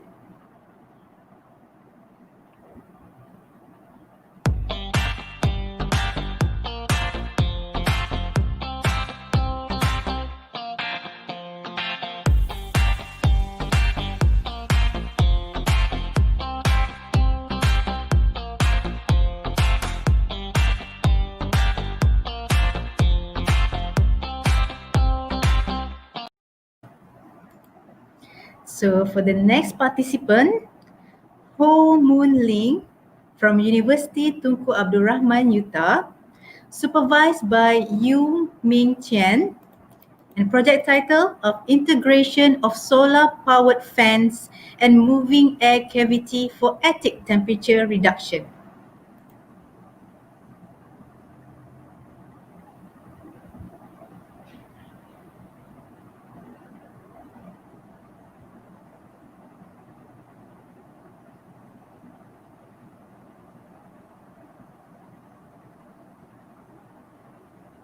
I'm sorry, Ho Moon Ling, we cannot hear you. Sorry, what about Sorry. now? Okay, sure. You may start again. Okay, sorry, I apologize. Okay, good evening to the judges and lecturers. We experience summer throughout the year in Malaysia, while in every building, the roof is the main component in receiving the most heat from the sun. In order to keep the indoor comfortable, air conditioner is unavoidable, which lead to the increase of electricity consumption. Sustainable building design has come into play. This cold roof system in my project utilizes natural approach in keeping the indoor comfortable. Normal roof in our homes or factories are of airtight design, whereas poor to zero air ventilation, they trap unnecessary heat, which can transfer into our living space. In my project, I will focus in reducing the temperature at attic by introducing two new components into our roof: the solar power fans and the moving air cavity, also known as MAC. Before I carry on with roof design, allow me to please introduce myself. My name is Ho Man Ling. I am a mechanical engineer from University Tunku Abdul Rahman. You may now wonder, where exactly is attic? Attic is the space between the slanted roof and ceiling, and it is always the hottest space in the building. The basic model of my project is imitating half a roof attic. This cold roof system is a combination of three layers. First, the lightweight foam concrete is introduced as the roof protective layer. Underneath it, we have this moving air cavity, a hollow air channel that is made of aluminum sheet at its surface, and the structure is supported by steel rod. Accordingly, the most bottom layer is the rock wool. For solar power fans, the fans were placed at each inlet of air channel in moving air cavity and were connected to solar panel for power. Coming next, for this project's result, the performance of roof was presented in the following graph: temperature versus time at attic. In this graph, the orange color line is presenting the metal deck roof, the normal hottest roof design, while the green color line is presenting the performance of this cold roof. After 30 minutes of heat exposure, the metal deck roof hit 38.7 degrees Celsius, while this cold roof achieved only 32.5 degrees Celsius and kept cool after 20 minutes. Proved a reduce of 6.2 degrees Celsius after implementing this cold roof design. Moving air cavity with high reflectivity inner surface promoted the passive cooling by providing a space for heat transfer between the cool ambient air, the air stored in the MAC, and the heat received through the roof. This silver surface promoted the heat dissipation rate. For solar power fans, it promoted the active cooling by increasing the amount of air getting into the moving air cavity by actively suck in the cool ambient air. Then the heat can be removed through the channels in moving air cavity instead of transferring downwards into the attic. With rock wool, which act as the thermal break and insulator, it stopped the heat at moving air cavity. Air circulation is important in keeping the attic cool, which then keep our house cool. The heat is constantly transferred back to a surrounding, despite the roof is absorbing the heat from the sun. In conclusion, this eco-friendly cold roof system can reduce the attic temperature by up to 6.2 degrees Celsius as compared to normal roof design. House cooling can be done with lesser electricity, as the heat received through the sun is constantly ejected by means of passive, the moving air cavity, and the cooling, the solar power fan, and active, the solar power fan cooling, passive and active cooling, which is powered by the solar energy. Now, should we implement this sustainable co-roof design onto our home? I will leave that answer to you. I hope that you found this presentation informative. Thank you for listening.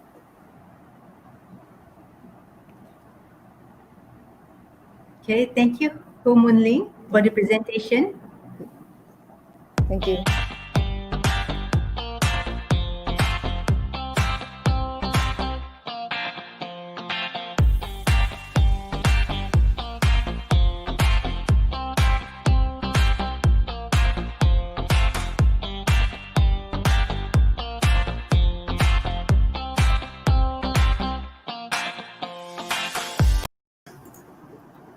Moving on to the next participant, Muhammad Iqbal bin Isa from University Kuala Lumpur Malaysian Institute of Information Technology, UniKL MMIT, supervised by Dr. Amna binti Saad.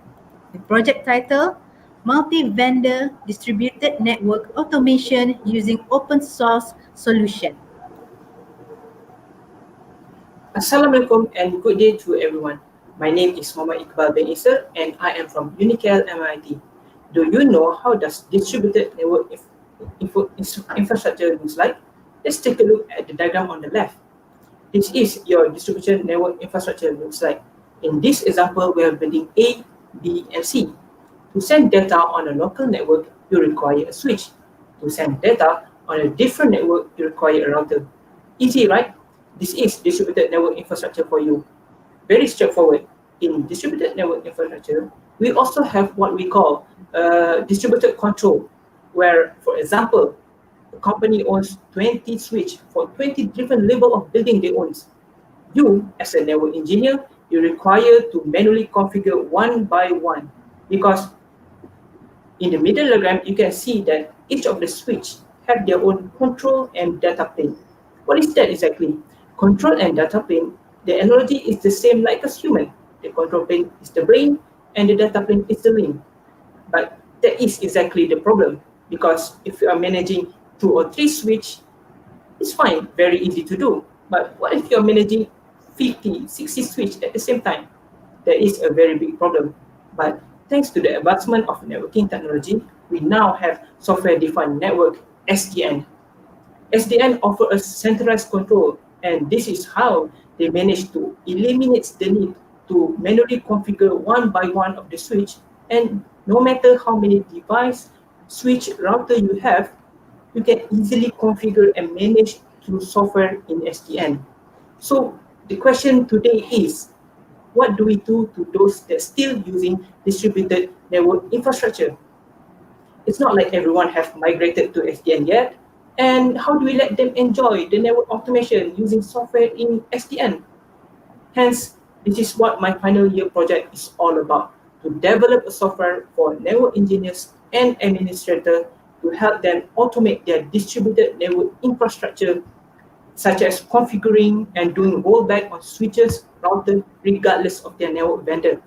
My software also has the capability of doing backup and extracting crucial information irrespective of the network brands. And the only thing that my software needs is the network IP address and the network credential.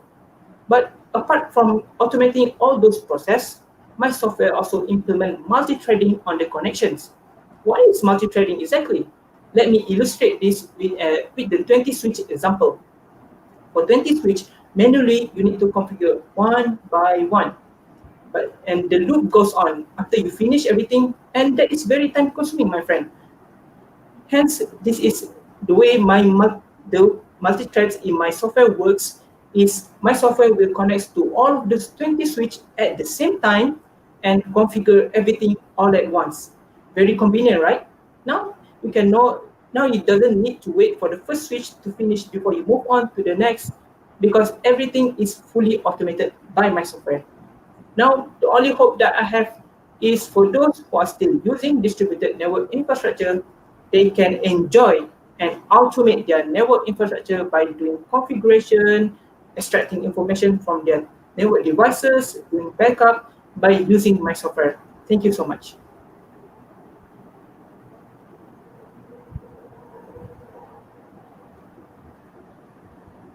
Thank you, Mama Iqbal, for the presentation. So, ladies and gentlemen, the competition will resume after a 10-minute break. Stay with us as another 6 participants will present their final year project.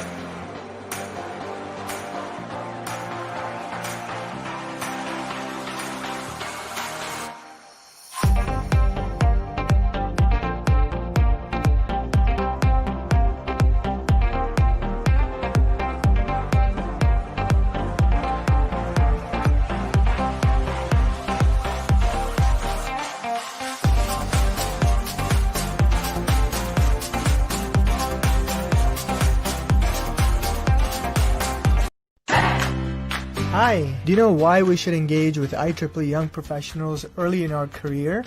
Well, what is IEEE Young Professionals and how can it help us? IEEE Young Professionals is an international community of enthusiastic, dynamic, and innovative members and volunteers. Any IEEE member can be a young professional, and any member who received their first professional degree within the last 15 years is automatically considered a YP. Now, IEEE Young Professionals is bigger than you may think. It is one community in 10 regions across 183 affinity groups and more than 120,000 members around the world. So, why should we engage with IEEE Young Professionals, you ask? It is a place to connect and network with other professionals, enrich our career and personal lives, and participate in social events and activities. We can participate in many professional networks such as IEEE Collaboratech, IEEE email account via Google Apps, and take part in local meetings and online activities such as conferences and job fairs. We can also access the IEEE Center for Leadership Excellence for on-demand content. This really is an excellent resource to equip us with professional development skills. The benefits go on and on, particularly for young professionals early in our career as well as students. We can enhance our technical skills by accessing ebook classics, IEEE member digital library, Spectrum and Potential magazine, IEEE Explore, conferences, and more. Look, the bottom line is this. We can participate in exciting local events and global webinars for topics such as assessing emotional intelligence, fundamentals for leadership and ethics, serious networking for engineers, survival guide for scientific writing, conflict management, negotiation tactic, and others. For all these great reasons, engaging with IEEE Young Professionals may be one of the best decisions that we can make in our personal lives and professional career development. That is why we should engage with IEEE Young Professionals.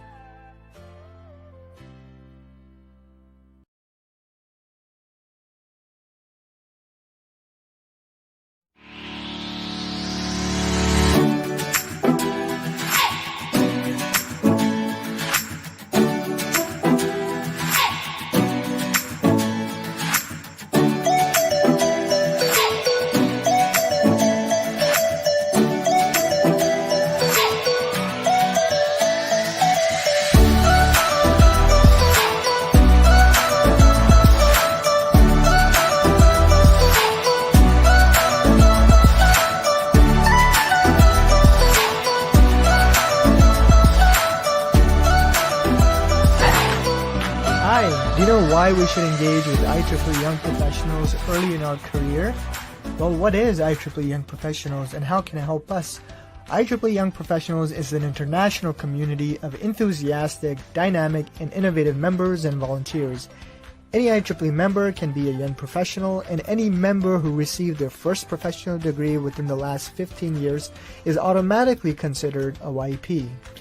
Now, IEEE Young Professionals is bigger than you may think. It is one community in 10 regions across 183 affinity groups and more than 120,000 members around the world. So, why should we engage with IEEE Young Professionals, you ask? It is a place to connect and network with other professionals, enrich our career and personal lives, and participate in social events and activities. We can participate in many professional networks such as IEEE Collaboratech, IEEE email account via Google Apps, and take part in local meetings and online activities such as conferences and job fairs. We can also access the IEEE Center for Leadership Excellence for on-demand content. This really is an excellent resource to equip us with professional development skills.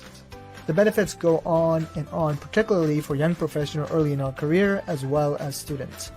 We can enhance our technical skills by accessing ebook classics, IEEE member digital library, Spectrum and Potential magazine, IEEE Explore, conferences, and more. Look, the bottom line is this.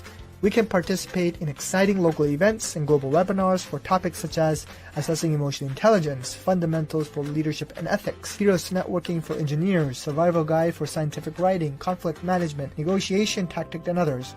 For all these great reasons, engaging with IEEE Young Professionals may be one of the best decisions that we can make in our personal lives and professional career development. That is why we should engage with IEEE Young Professionals.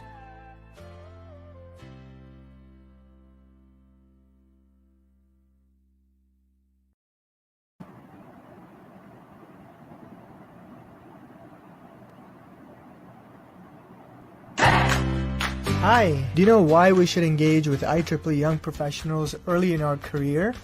Well, what is IEEE Young Professionals and how can it help us? IEEE Young Professionals is an international community of enthusiastic, dynamic, and innovative members and volunteers.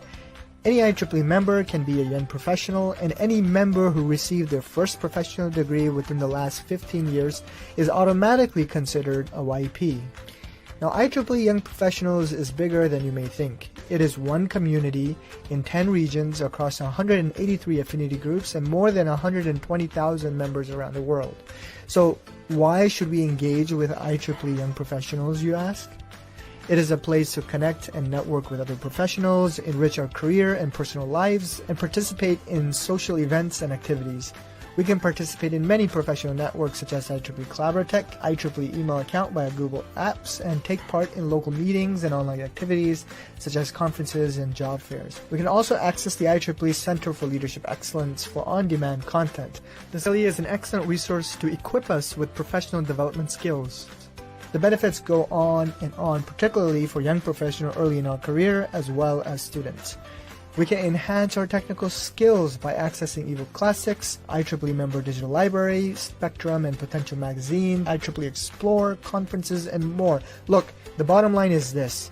We can participate in exciting local events and global webinars for topics such as assessing emotional intelligence, fundamentals for leadership and ethics, heroes networking for engineers, survival guide for scientific writing, conflict management, negotiation tactic, and others. For all these great reasons, engaging with IEEE Young Professionals may be one of the best decisions that we can make in our personal lives and professional career development. That is why we should engage with IEEE Young Professionals.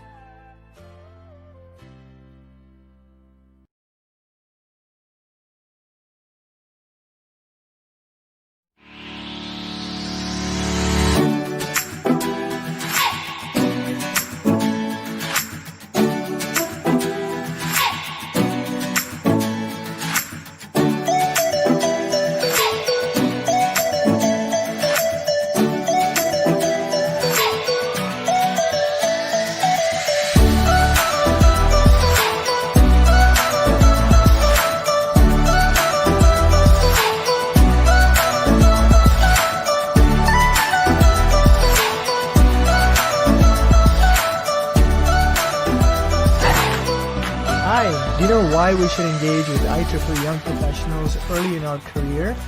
Well, what is IEEE Young Professionals and how can it help us? IEEE Young Professionals is an international community of enthusiastic, dynamic, and innovative members and volunteers.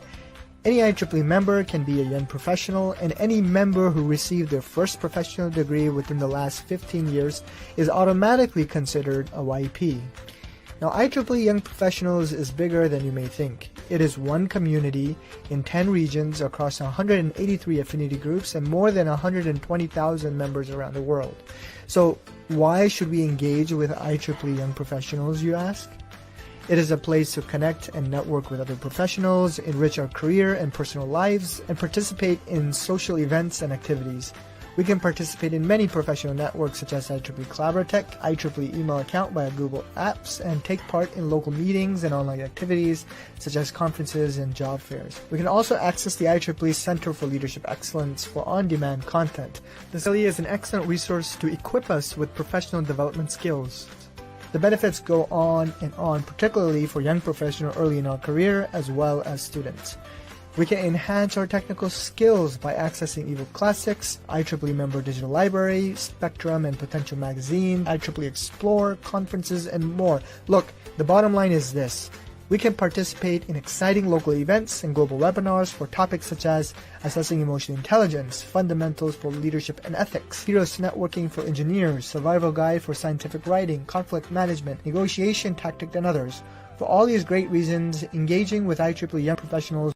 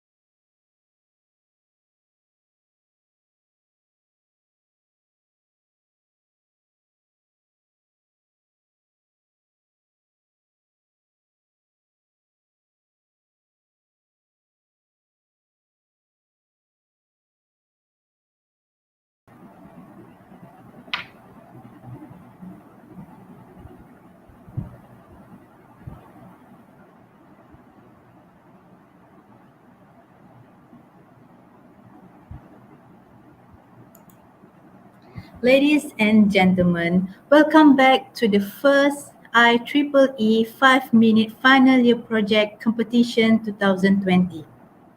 The competition will continue with the bachelor degree category. So the first participant for the second session is Naufal Fatur Rahman Wahid from University Putra Malaysia, UPM, supervised by Ainita binti Ban.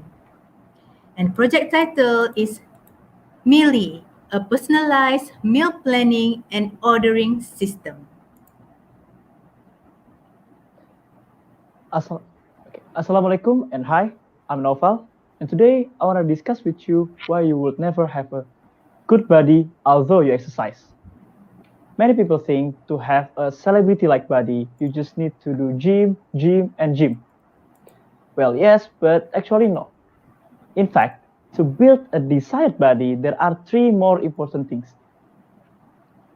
First, sleep, diets, and exercise. Once again, sleep, diets, and exercise.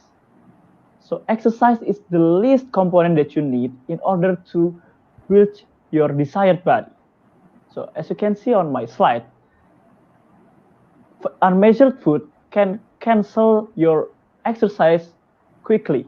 So for example, if you have 2 slices of pizza, you just cancel out your 60 minutes of cycling. If you have a bag of chips, you just cancel out your 50 minutes of Zumba. So diets is more important than exercise. So let me explain you why. So the idea of achieving a healthy life or to build a desired body, whether it's gaining weight or lose weight, is to control your calories intake. But before that, what is calorie? Calorie is a unit of measurement. It's like centimeter or kilogram, but it doesn't measure weight or length. It measures energy. So when you read something like, for example, it contains 60 calories, then it means the amount of energy that your body could get if you consume it. If you consume too much calories, just like in the fast food, the excess calories will become fat in your body. So that's why you gain weight. And every person have a different calorie intake needs according to their age, weight, height, and other stuff. So that's the problem, right? Because you don't know how much your calorie intake needs, right? And even if you know, then you have to prepare all of them by yourself. You have to buy the right ingredients, you have to cook them all by yourself, and all that hard work, choosing fast food would be more preferable instead. It's quick and easy. But now let's imagine, what if you can consume a healthy food designed only for you, that you can get it from extracting the time benefit of fast food service. So thus I came up with Mealy. Mealy is a personalized meal planning and ordering mobile applications. It generates an instant meal plan that offers the simplifications of diet planning and ordering system. So even more simple, you can order just once for a whole day or even a whole week meals. So how does it work? First, Mealy will ask you some questions like your age, your weight, your height, your body fat, your activity level. For example, you do exercise once in a week or twice in a week, there will be a different calculations, but leave it to Mealy. Mealy will calculate your calorie intake precisely, and then but based on that information, Mealy will generate an instant meal plan for you. Then you can customize that meal plan, and with just a button, a healthy meal designed only for you is on your doorstep. The uniqueness of this system is that all the meals of the plans comes from different varieties of restaurants around you. So you will not end up bored.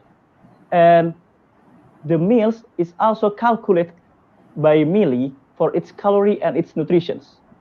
So thus, it will be an efficient solution for you to achieve a healthy life and to have a desired body while extracting the time benefit of fast food service.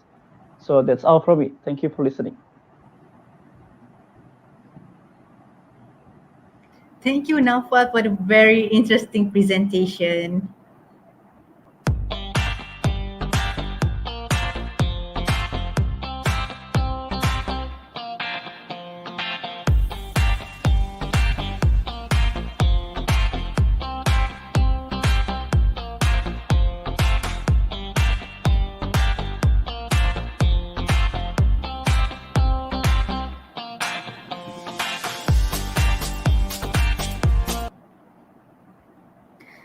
So thank you, Naufal, for the very interesting presentation.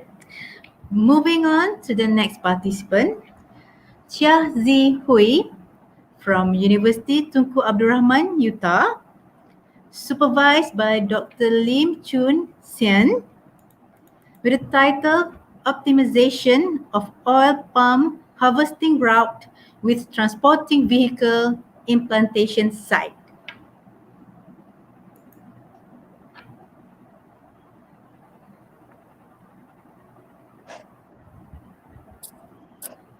In our daily life as a kid, we are super energetic and we love to play hide and seek and treasure hunt.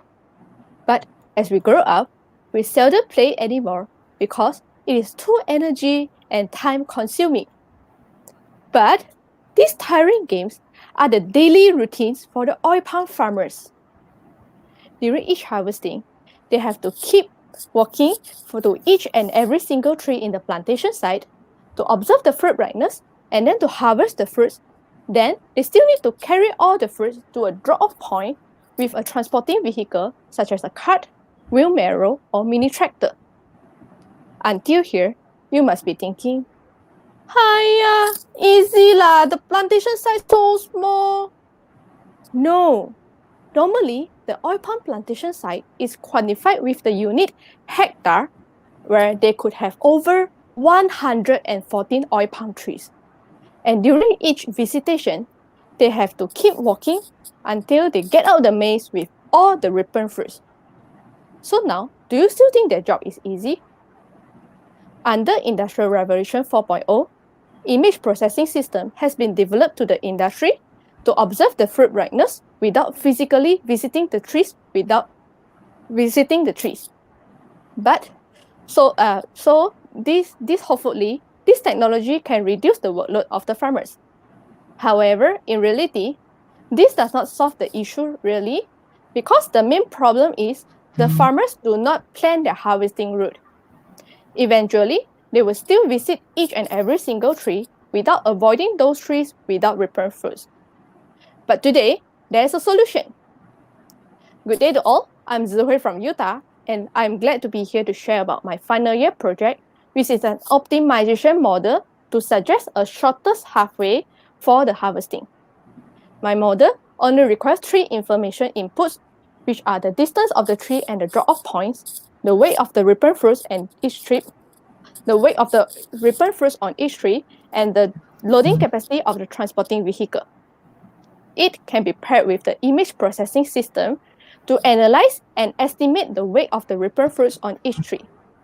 So based on the information, my model can determine the location of the trees without ripened fruits so that they will not be visited to obtain the shortest harvesting route.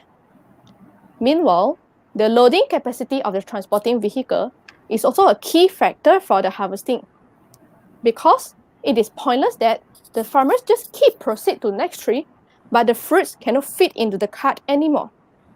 Just like the problem as shown in the slide just now, it is very important that the cumulative of the weight within a single trip must be less than the loading capacity. In order to tackle the issue, my model will estimate the minimum trip required based on the total weight of the ripened fruits in the plantation site. Hence, when the total weight exceeds the loading capacity, my model is intelligent enough to split the harvesting into multiple trips, which can be completed in a very short distance. As a brief summary, my optimization model is like a GPS in the oil palm plantation site, where the farmers can have a clear direction to travel and to harvest the fruits with the shortest distance. The suggested route is also very reliable, as they do not have to worry about overloading their vehicle halfway before they reach the drop-off point.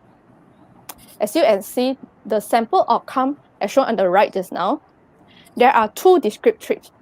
The farmers can just take both trips at the same time, or otherwise, if they have limited manpower or vehicle, they can just take the first route, following by the second route, but in the reverse direction. Thus, my model is applicable to all the farmers. Furthermore, it can also be a suitable tool for decision making. For instance, it helps the farmers to decide which type of vehicle to use for effective harvesting, depending on the total amount of ripened fruits in the plantation site. Not only that, it could also used by the management to compare the investment strategy, such as the requirement on investing a vehicle with larger capacity or vehicle with lower carbon footprint and energy required. In a nutshell, I would say my optimization model is lifesaver to the oil palm industry.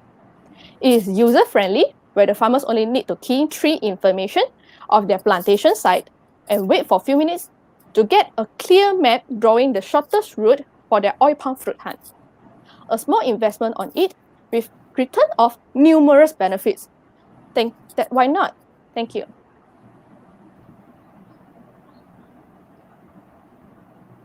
So thank you, Chia Zihui, for the presentation.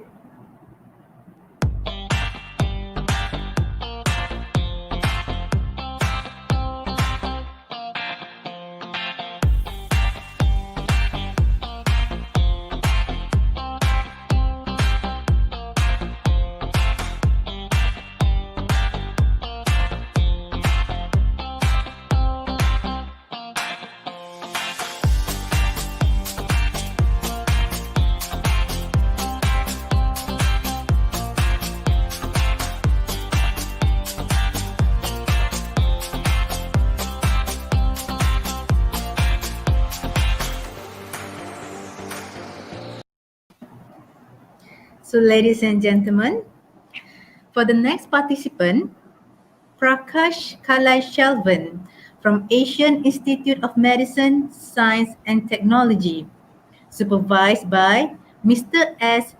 Devasigamani, with the project title Computer-Aided Automatic Detection and Diagnosis System for Wound and Ulcer Care for Diabetic Patient. Mic text 1, 2, 3. Can you guys hear me? Yes, may continue. Okay. Amputation is a common word for non-diabetic person, but for a diabetic patient, it is a tragic word. Have you guys heard about a person lost their body parts due to diabetes? I'm pretty sure you guys had gone through at least one person in your lifetime.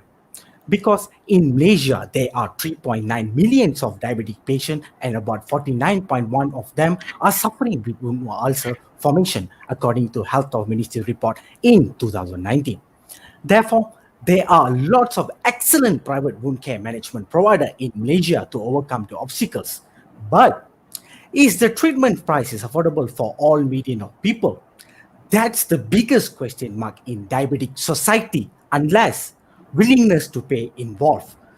As the only hope, government hospital treatment had been the only choice for them. And one of them was my own father. And that's how I get traumatized with the word amputation. The ratio of doctors to patient had been a big problem in the situation. The problems that we face are such as medical appointment scheduling, prioritizing system, which means giving more attention and time for more severe cases, and limitation for handling patient in a day, which been a major factor to increase the rate of amputation in Malaysia. We should understand that in spite of the commitment given by the patient to take responsibility in terms of sustaining their blood glucose level and other factors from patient side to promote better healing rate, clinical attention is crucial to detect the abnormalities of the wound or ulcer at the early stages. Thus, the patient should take initiative to understand and knows basic condition of their wound or ulcer to detect abnormalities and respond immediately on getting consultation from expertise for exceptional condition. I can sense the question in your mind, which is how the limitation able to be overcome by using computer-aided automatic detection and diagnosis system for wound and ulcer care for diabetic patient. The system consists of methodology and image processing techniques such as age detection, color segmentation, area calculation, and severity classification. Once the patient uploaded the wound or ulcer image to the system, the age of the wound or ulcer will be detected and undergoes color segmentation image processing technique. As per medical term, tissues of wound or ulcer classified according to colors of spectrum, whereby each colors of the tissues carries multiple data.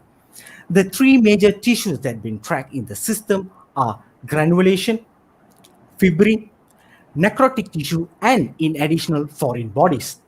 Each tissues that been mentioned have its own meaning, such as granulation tissue is an indication of healing, fibrin tissue representing slough, and necrotic tissue causes the wound or ulcer not to be healed. Therefore, the tissues are masked as red, yellow, black, and blue in color, respectively, as a data provider and to determine the wound or ulcer severity classification. The masking technique used in the color segmentation enable a visualization understanding for the patient regarding the wound or ulcer condition. Moreover, the system provides the percentage detected comparing to the whole area of the wound or ulcer. Therefore, severity classification determined by comparing the area and the colors detected on the wound or ulcer image. In the final outcome, the severity classified into less or high with additional information such as detected tissue percentages and the area of the wound or ulcer to track the healing rate. As a solution, the proposed system will help the patient have a virtual doctor and get a close watch on their wound or ulcer in terms of healing and abnormalities detection on daily basis, whereby it directly leads for better wound care management conducted by government hospital even at the peak crowd with implementation of data sharing between hospital and patient, whereby as an essential solution in this new normal lifestyle. It directly escalates treatment efficiency and decrease the rate of amputation in coming years. Thank you.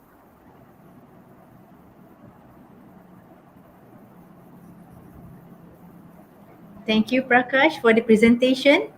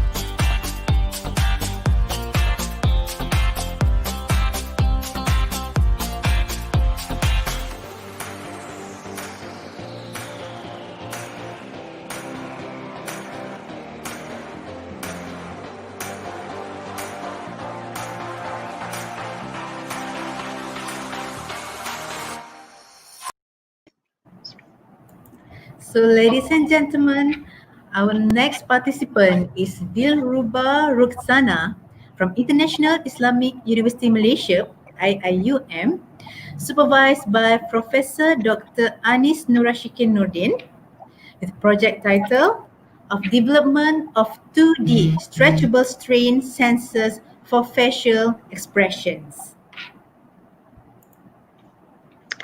Our face is extremely expressive. We use facial expressions to not only express our thoughts and ideas, but also convey our emotions. And understanding them is fundamental for non-verbal communication. Also, facial expressions could be the only way to communicate for people with physical disabilities.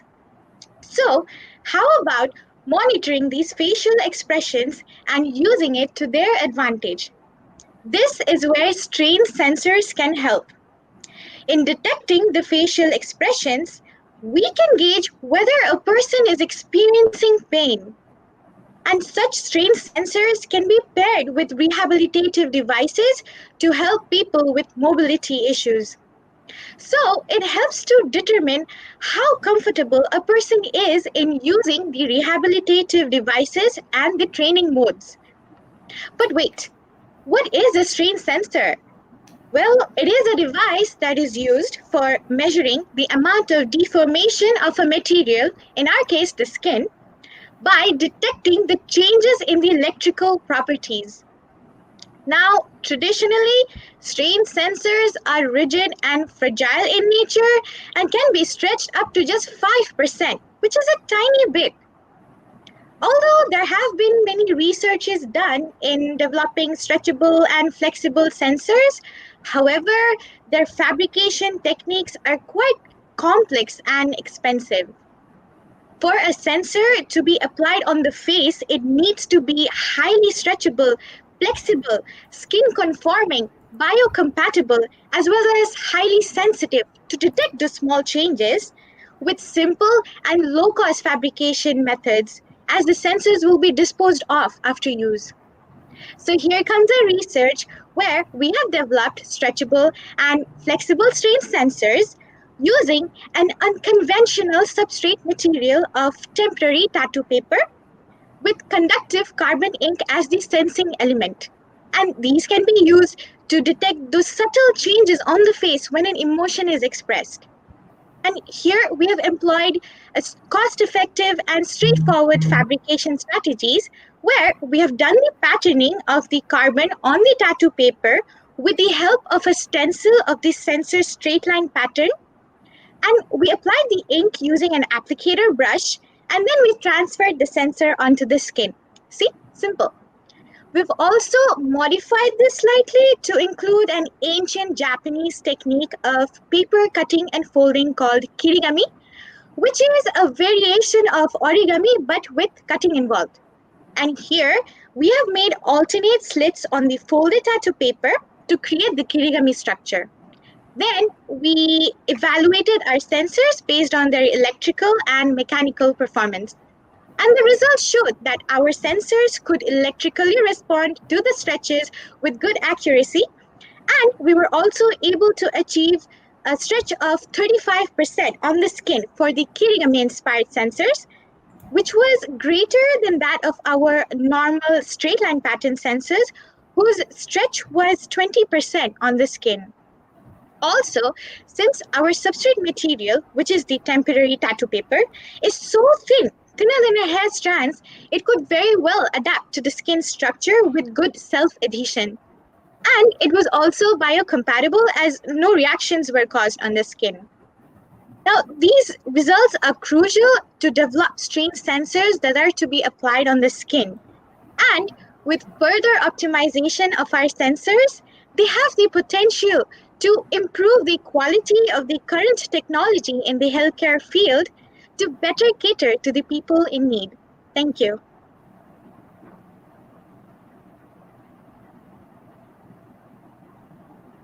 Okay, thank you, Diruba Ruksana, for the presentation.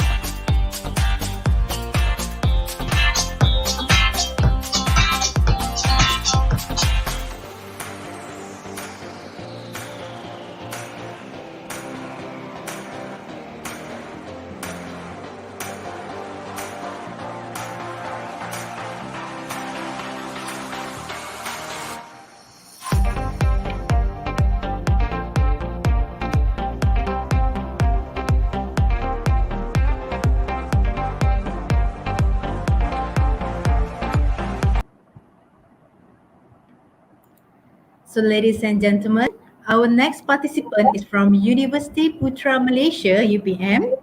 Nur Shafinas Izzati binti Suyamin, supervised by Dr. Nadia Hussaini binti Zainul Abidin, with the project title of Ultra Fast Laser.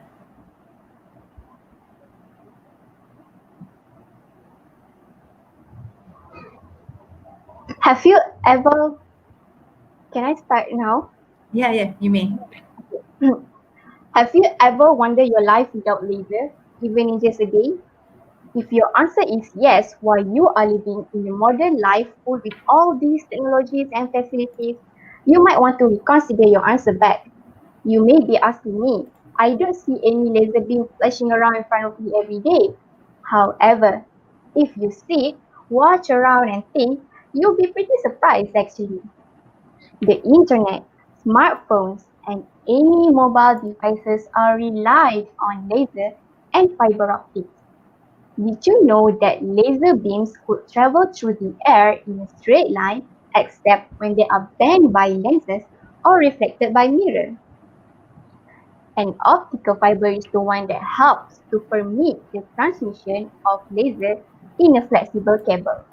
You might wondering, what is optical fiber?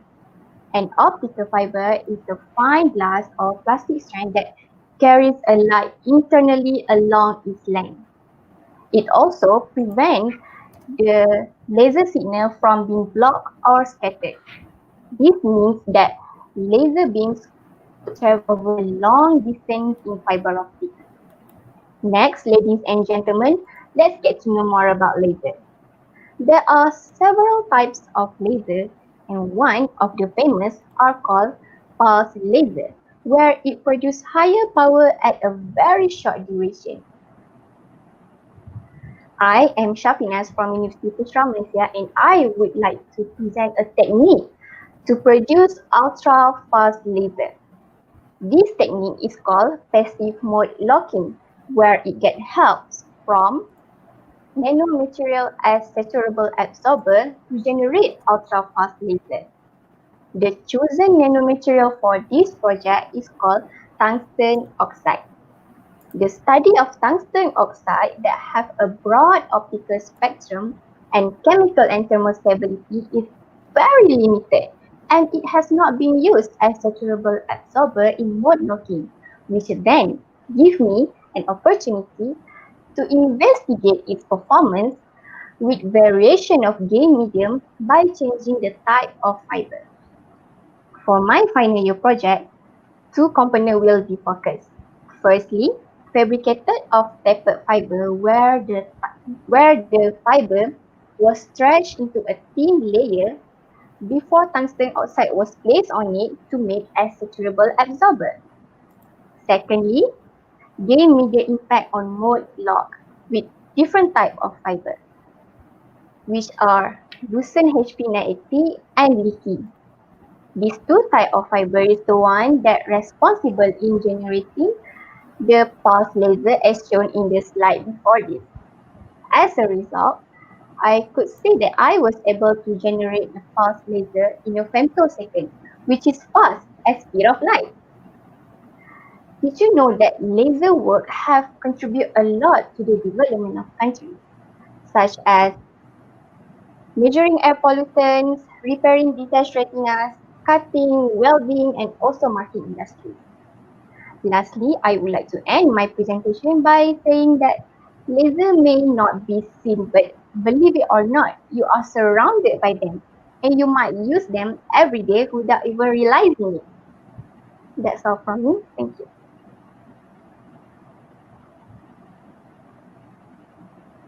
Thank you, Nur Shafinas Izzati, for the presentation.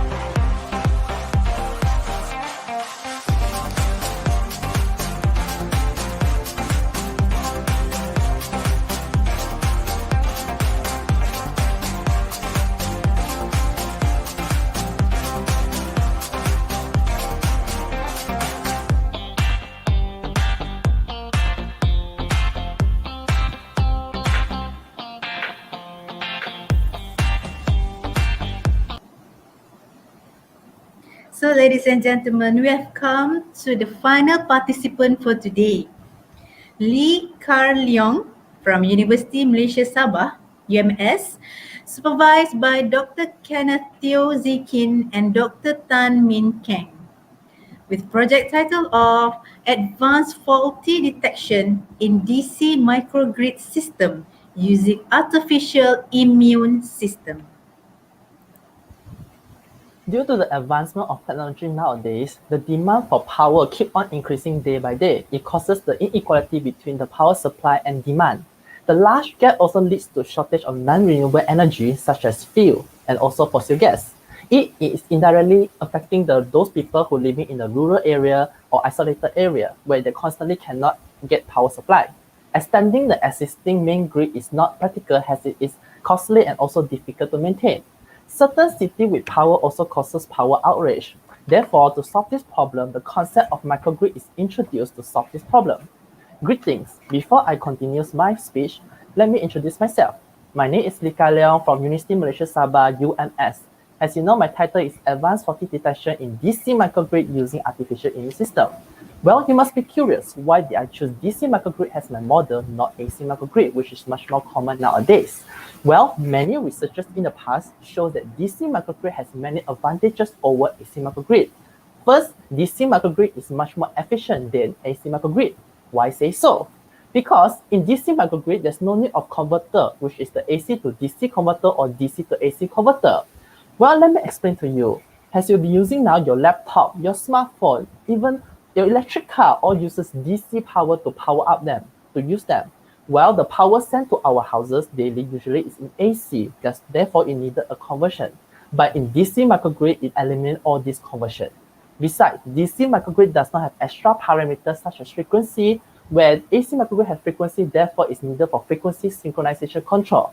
To make it simple, DC microgrid eliminates the need of these complex processes. Well, why DC microgrid is not widely used if it's much more advantage than AC microgrid? This is because most of the research in the past are concentrated on AC power on AC microgrid. But remember what I just mentioned, DC microgrid has a lot of advantages which could be an effective solution in the future. And as you all know, microgrid uses renewable energy such as wind and solar, and these both energy are in DC form. Therefore, there's no need of converter, and it's safe cost to build and also environmental friendly. It could be a perfect solution for providing power in urban places or also for those industrial parks. It could be a potential application for the future. However, there's one problem in DC microgrid, which is the fault detection. A slow fault detection could cause a power outage in the DC microgrid almost instantaneously. This is why we need a quick detection in DC microgrid. There's a research shows that whenever fault occur, the voltage of the whole DC microgrid will become unstable and thus affecting the load indirectly. Therefore, in my FYP, I propose to use the artificial intelligence for the fault detection. Well, this AI is based on human biological immunity, which is called AIS or artificial immune system. One of the techniques in AIS is called negative selection algorithm, NSA, which is found out is very useful and be great in detecting fault in any kind of application. Well, how do we train the AIS? First, we use the healthy data from the DC microgrid and train it to produce detector. The detector is equivalent to the white blood cell in our body. Well, with this, I have completed two types of AIS in my project, which is improved version and also a general version. What is different, you ask? The difference is the detector size. The improved version have a variable size which is much more efficient in detecting the fault much more quicker and easily. Therefore, through simulation on DC microgrid, I found out that it improved version detector based AIS has about 90% of accuracy in detecting a fault, while the general version is only have about 70%. While both fault detector based AIS show able to detect a fault almost instantaneously and also have a high efficiency and able to detect accurately. Well, what do we do with the fault detector? Once the fault detector detected, what do you do with the signal? Well, the signal could be used to isolate the faulty part of the DC microgrid and isolate them before the faulty part could affect the whole DC microgrid. Besides, this fault detector based AIS could not only used for DC microgrid, you can use to detect fault in communication or even in motor. Therefore, this fault detector based AIS could be a potential to detect fault for the future. Thank you. Thank you, Lee Carleong.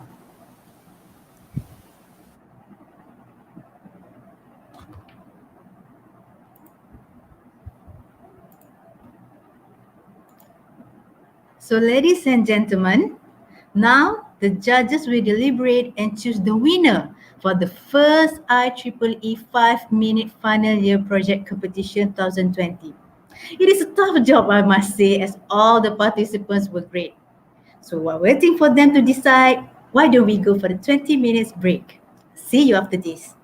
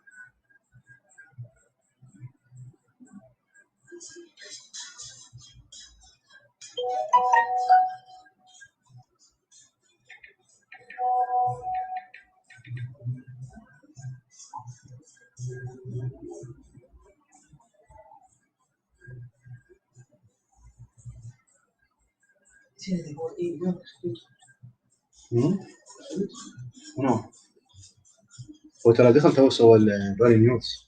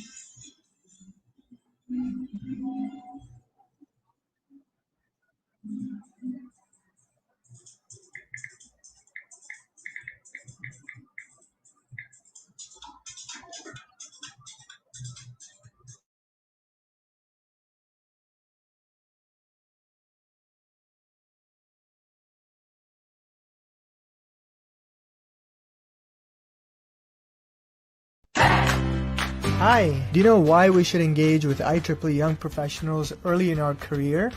Well, what is IEEE Young Professionals and how can it help us?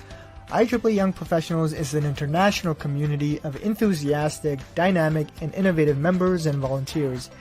Any IEEE member can be a young professional, and any member who received their first professional degree within the last 15 years is automatically considered a YP.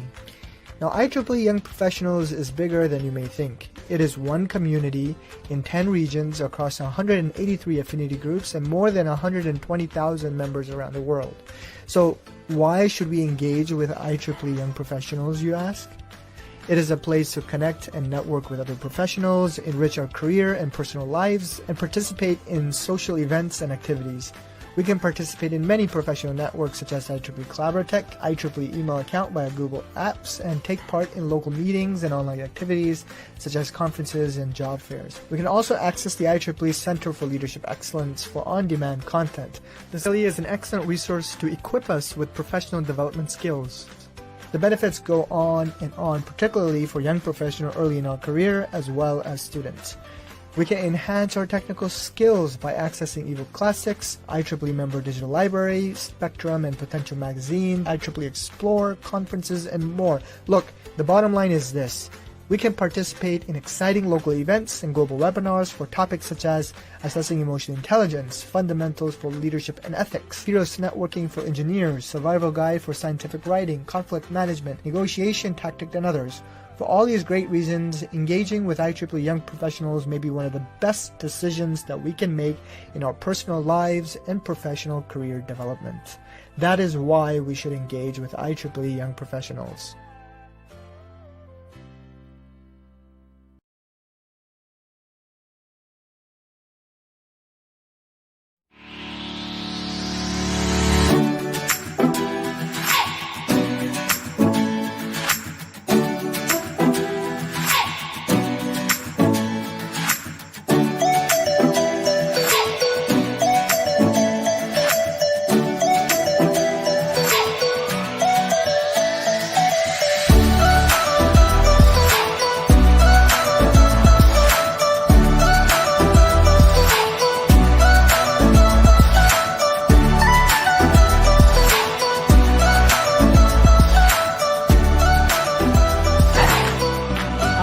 Do you know why we should engage with IEEE Young Professionals early in our career? Well, what is IEEE Young Professionals and how can it help us? IEEE Young Professionals is an international community of enthusiastic, dynamic, and innovative members and volunteers. Any IEEE member can be a young professional, and any member who received their first professional degree within the last 15 years is automatically considered a YP. Now, IEEE Young Professionals is bigger than you may think. It is one community in 10 regions across 183 affinity groups and more than 120,000 members around the world. So, why should we engage with IEEE Young Professionals, you ask? It is a place to connect and network with other professionals, enrich our career and personal lives, and participate in social events and activities.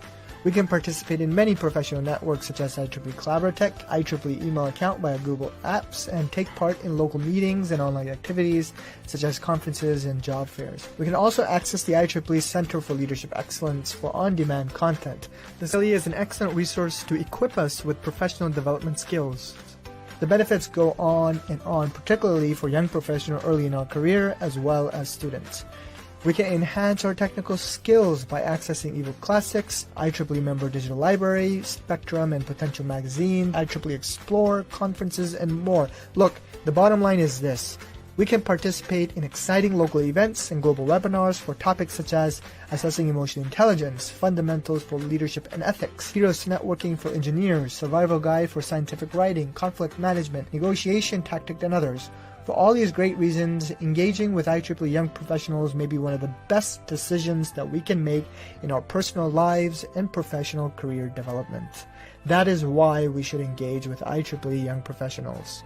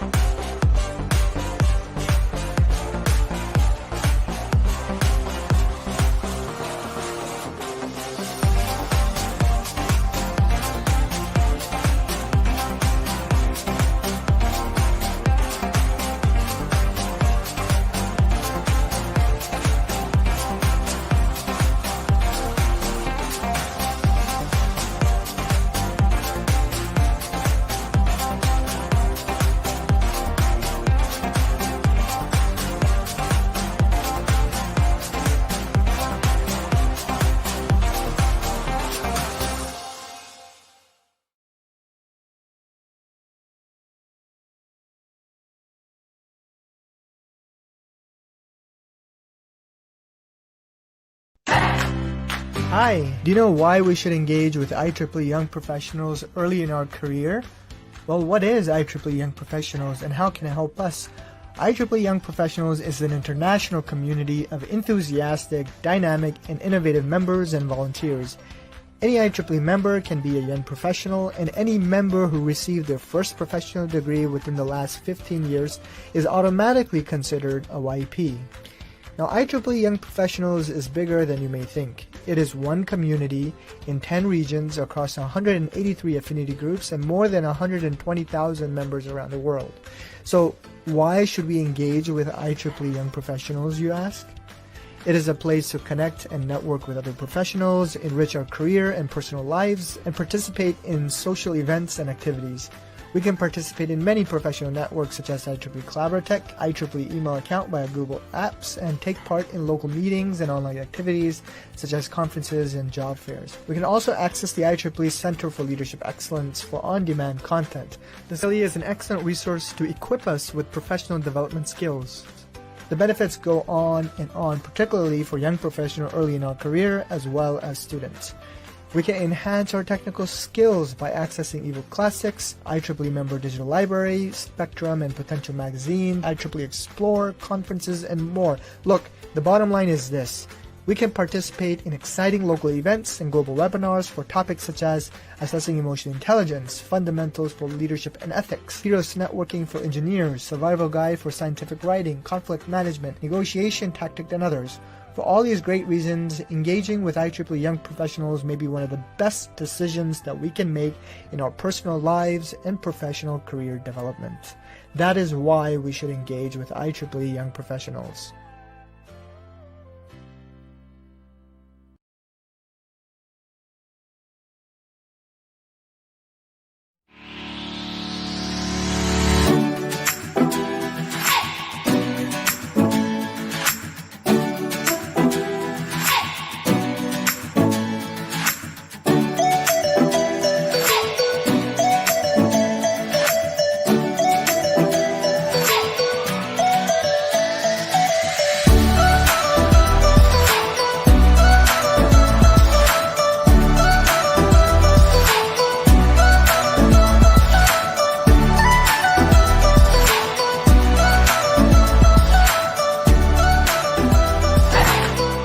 Hi, do you know why we should engage with IEEE Young Professionals early in our career?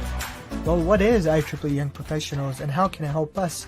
IEEE Young Professionals is an international community of enthusiastic, dynamic, and innovative members and volunteers. Any IEEE member can be a young professional, and any member who received their first professional degree within the last 15 years is automatically considered a YP. Now, IEEE Young Professionals is bigger than you may think. It is one community in 10 regions across 183 affinity groups and more than 120,000 members around the world. So, why should we engage with IEEE Young Professionals, you ask? It is a place to connect and network with other professionals, enrich our career and personal lives, and participate in social events and activities.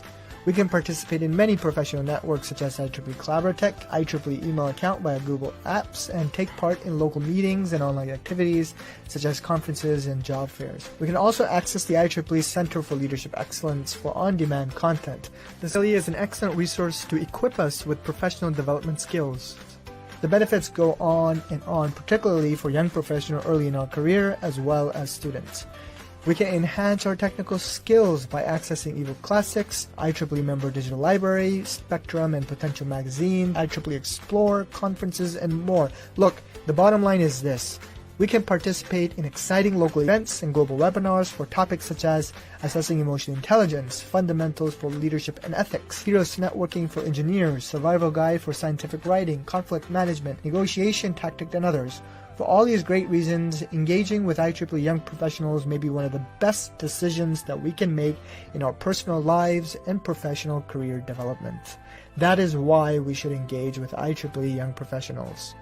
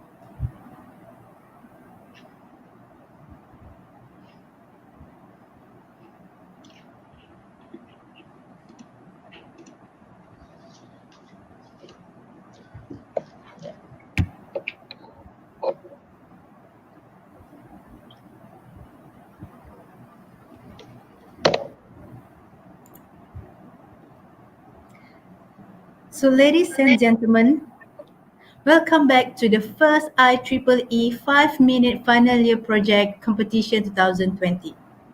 Now, I would like to introduce our guest of honor, Associate Professor Dr. Faunizu Azmadi bin Hussein from University Technology Petronas, Chair of IEEE Malaysia Section. Associate Professor Dr. Faunizu Azmadi Hussein has been with University Technology Petronas for 21 years. He is currently the chair of IEEE Malaysia section. He has been an active volunteer with IEEE Malaysia since 2009. He was previously the chair of IEEE Malaysia since 2009. He was previously the chair of IEEE Circuits and Systems Malaysia for 2013 and 2014. As a recognition from IEEE leadership, he was awarded the 2018 Region 10 Asia Pacific Outstanding Volunteer Award. Now, let's welcome Associate Professor Dr. Faunizu Azmadi bin Hussein to give a speech. Bismillahirrahmanirrahim. Assalamualaikum warahmatullahi taala wabarakatuh. Thank you, Miss MC, Dr. Fatima. Thank you for the invitation to me to represent Malaysia section to say a few words to the participants, right? So I hope everybody enjoyed the event. Seemed to be very, very interesting, easy to understand. Some of the presentations I didn't get a chance to listen to all, but I did see some of them. Okay. So before I go on further, I'd like to acknowledge the volunteers. I think a lot of people made this happen. A lot of volunteers spent countless hours and in preparation as well as in today's event, right? So especially to the IEEE Young Professionals, IEEE Consultants Network, Dr. Harun is taking the lead for both at the moment, one as a chair, the other one is as acting chair. So thank you, Dr. Harun and team for inviting me. And not to forget the IEEE Power Energy Systems for also collaborating to organize this event, right? So to me, I saw the presentation was very, very interesting because unlike a normal presentation where you have to sit for like, 10, sometimes 20 minutes to understand the idea, but now you have only 5 minutes, right, or less to explain your idea. So that to me is very interesting skill for young people who may be entrepreneurs, who may be starting up their own business in the future. It's very important to have that ability to think clearly, to eloquently explain your ideas, and I see that is demonstrated today in the 21 presentations that were given, right? So so that's the most important thing. And I also would like to commend the team who are doing this live broadcast. I think it was very well coordinated, well managed, right? It wouldn't have happened without many dry runs, many practices. So I think that took a lot of effort to do it. So thank you very much for making this a very interesting event on behalf of IEEE Malaysia, right?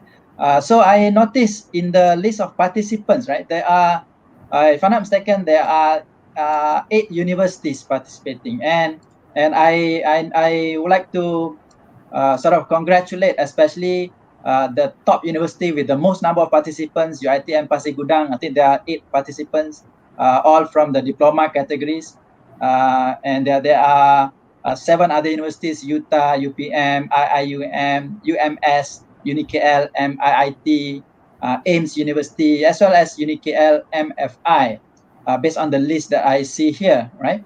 So under various categories. And I also noticed a few wildcard participants, so second chances, right? So I wish everybody good luck in today's presentation. I mean, in the session, in the competition. Hopefully, you will get the prizes, the awards for being the best, so being the most innovative, and so on. So that's very interesting to me, right? Second, I just want to touch a bit about IEEE, right? I think you've seen And I also saw just now a lot of promotional videos by IEEE young professionals highlighting the different kind of benefits that you will get and you get to explore, right? So those are some, I mean, a lot of them are being highlighted there, but I will just want to mention and stress further one key element that was mentioned in that video, which is networking, right? So in Malaysia, there are 27 student branches. If you're not aware, right? And each student branch has between 10 to 20, 25 different student volunteers. And to us in IEEE Malaysia, that platform provides excellent opportunities to train our young student members in leadership, in managing, right? Just like the organizers are today, right? So it's important to have that opportunity, to grab the opportunity. All students, if you're not even if you're not IEEE member, it's fine. Take the opportunity to expose yourself to the kind of positive, development, leadership, management, and so on. And that to me is very interesting. I mean, in hindsight, if I were to share my experience, I wish somebody had told me when I was a student, right? So I've been in professional career for, I would say, 21 years plus, right? So the single key, most important element as a professional, regardless whether you're academic, you're in the industry, you're doing consulting, whatever, right? The single most important element is being connected with other professionals, right? So that is not easy to get. It's not easy to be able to call somebody on company A to say, hey, can you help me with this, right? So that is the key to networking. Being able to leverage on your network in order to be able to do your work, in order to progress in your career. And in my experience as an IEEE volunteer, as I was preparing for this session, I was thinking, what should I talk about? I was looking at my contacts, right? I have hundreds of contacts, and I saw there are many contacts that I gained through IEEE. For example, I was looking at the list. I saw a lot of engineers in companies, including like, for example, Infinex, Infineon, Intel, Jabil. I'm looking at some of the lists here. Mimos,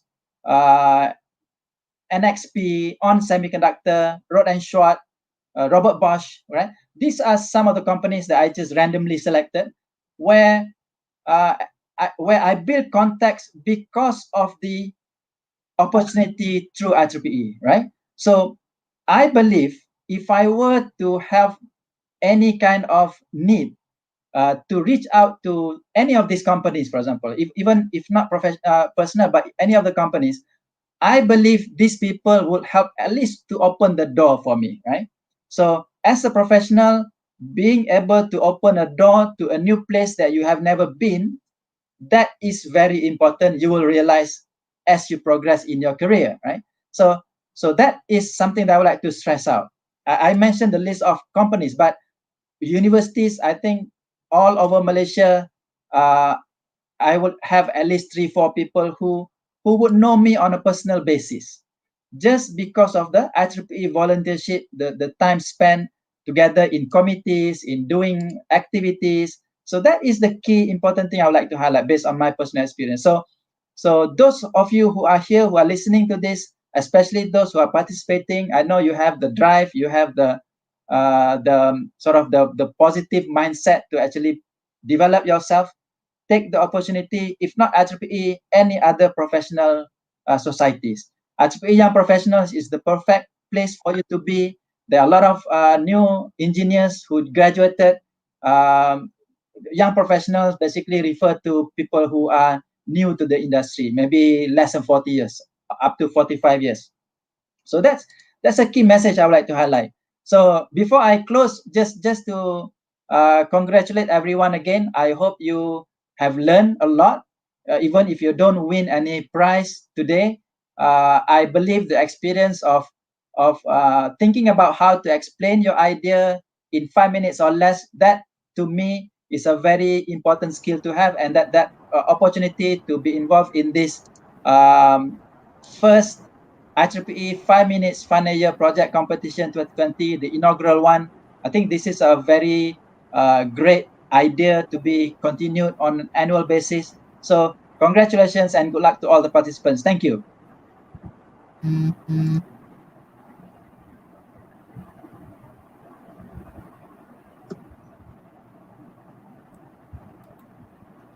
Thank you, Associate Professor Dr. Faunizu Azmadi bin Hussein for the inspiring speech. So ladies and gentlemen, now I would like to invite Mr. Michael Joseph as the head of judge to say a few words. All right. Good evening, everyone, and thank you very much for giving us this opportunity to chair as well as to judge this session. I think indeed we had a good team of judges. I'd like to thank all the judges who participated today in this event, Dr. Badzilla, Dr. Aida, Muhammad Asro, and myself for just taking time to go through with yourselves on this, as well as we had our own discussions. And I would say from the results, there was very close competition, which was good to realize. And, you know, we had 4 of us coming with different numbers, but how you could see the synchronization of numbers well. And just to share a few points from our discussion, I think one thing I think you could say, I think most of it did well in terms of the presentation, whereby I would say there was very minimal internet lagging issues for the number of people, more than 20 over people presenting from different places, connectivity from different areas, that went well. I think just a feedback that came through was, I think when you look at presentations and approaches, something to guide would be to see it more from a practical approach versus being theoretical. And in terms of concepts and ideas, you can have those ideas, but how do you bring it into a practical thing would be some effort. You could take time to think about it. Because from that point of practicality, it links to the association to dollars and cents. At the end, I come from the industry side, we tend to look at it saying, what is the return on investments?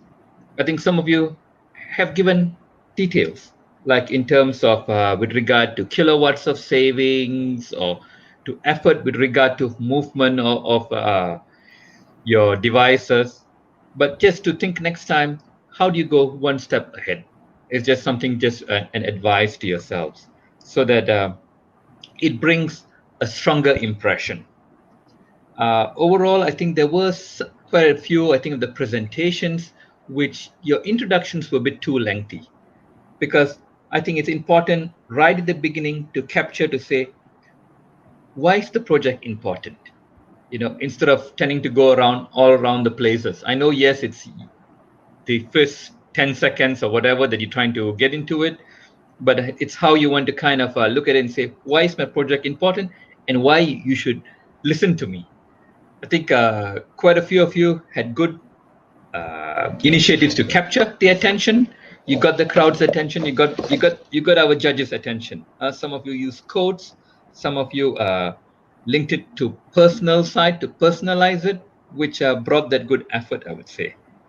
Apart from that, I would say I think once some of you had your presentations a bit too short, you could have maximized the time. You had 5 minutes. You could have maximized it to say, hey, what else do I need to talk in it, so that you explain each of your subjects through. I think many of you, I think, did well in terms of logically bringing your presentations through, so that within that short period of time, like what Dr. Fainuz, the chair of IEEE, said, how do people who just listen to it get a feel of it?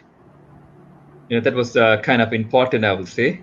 And apart from that, I think in terms of your slide presentations, I think, yes, you had only one slide to put out your presentation. So it's not easy to say, how do I get my full messages across? But I think a lot of you did well in terms of putting the key things there and then talking around it so that people could focus on some of those points and have an understanding of it. So I think these are some of the key items I'd like to just bring to your attention. And I wish you all the best as you carry on your final years on campus. and wish you best of luck. I think the advice was given, how you interact, how you use IEEE as a channel to mingle around, to meet people, to interact becomes important. So thank you very much and wish you all a good day. Pass it back to the MC. Thank you. Okay, thank you, Mr. Michael Joseph, for the encouraging comments and advice. So, ladies and gentlemen, now I would like to invite Dr. Harun Rashid, Chair for the first IEEE 5-minute Final Year Project Competition 2020, to give a closing speech.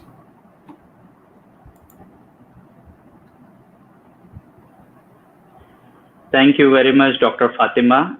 Am I audible? Yes. Okay, thank you very much, Dr. Fatima, for running the whole session today as the MC. Thank you, Mike, for giving the comments. Let me just share my slide. I will not take much time. It's going to be a very quick one. Let me just share my screen with you.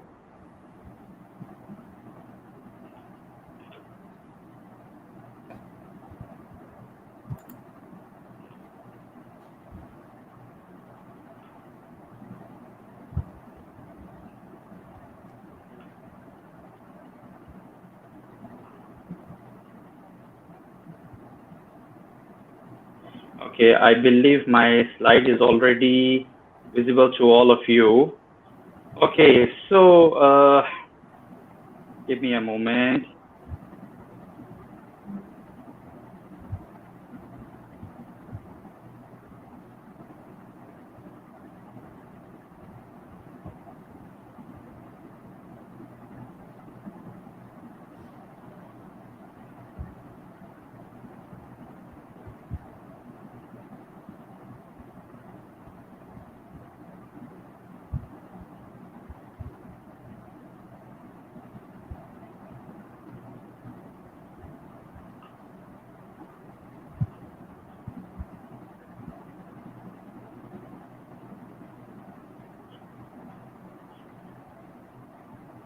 Okay, all right. So we are set to go. Sorry for keep you all waiting. Thank you very much for joining today's session. First of all, I would like to say thank you very much to Dr. Faunizu, who is the guest of honor for today's ceremony. Thanks for sparing your time and giving us an honor to be part of this event. Without your support, we were not able to move forward. This is all from IEEE Malaysia section's back support. It will not happen without the support of the judges. Judges are the main key role in that. So if judges are not going to evaluate, we are not able to run this show. And not to forget my whole team. So thank you very much to everybody. So I will just take a very quick one, and I will give just a very brief overview that how we have run this and what are the things that how we have gone through everything. So basically, as it has been already mentioned since afternoon, all of you are hearing that, especially I would like to bring this to the observation of Dr. Faunizu, that we organized this competition with the purpose that we wanted the diploma and bachelor's level students who are from the background of electrical, electronics engineering or computer engineering to come across and then present their research, 5 minutes research in just by using a single static slide in just 5 minutes. So the whole idea, basically, it is based on the 3MT concept that is used for PhD students when they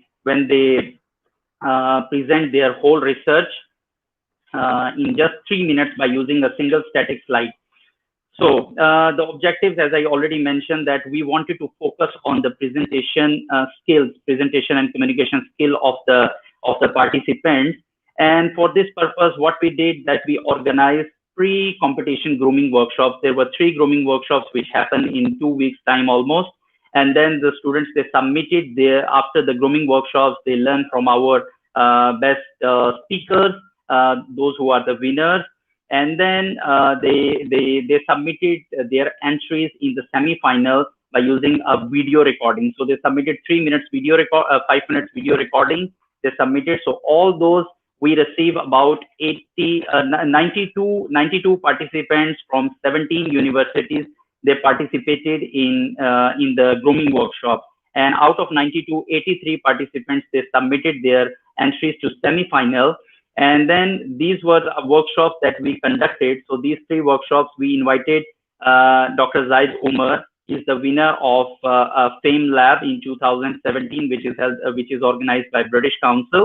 And then the second grooming workshop was by Lam Jia Young. He's the second prize winner of Young Persons World Lecture Competition 2019 in UK. And then the third one we invited is Dr. Yasmin Mustafa Kamil. She was the 2018 3-minute thesis Asia Pacific winner. So then these people, when they organized these workshops. So out of these workshops, students learn a couple of tips, tricks that how they are going to go through. So out of 92, we received 83 submissions for the semi-final competition. And those 83 participants, they were from these 16 universities. So including one of the Polytechnic Malaysia College as well. So I would like to say thanks to all these participating institutions who supported us to in organizing this event and sending their students to this competition. So in the Abdul Wahab, if I can see my slides,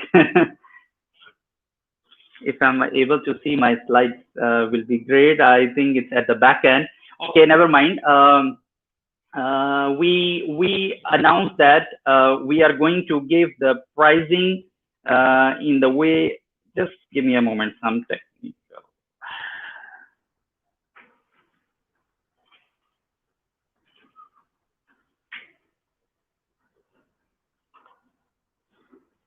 Okay, so it's set up. Okay, all right. Okay, so as an award for the participants, we announced them that the first champion will get 500 ringgit plus a trophy and a certificate of award.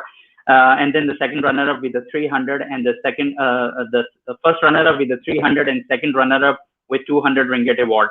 So this one in the both categories for the diploma and for the bachelor's category. So what we did that we decided to give a special add-on.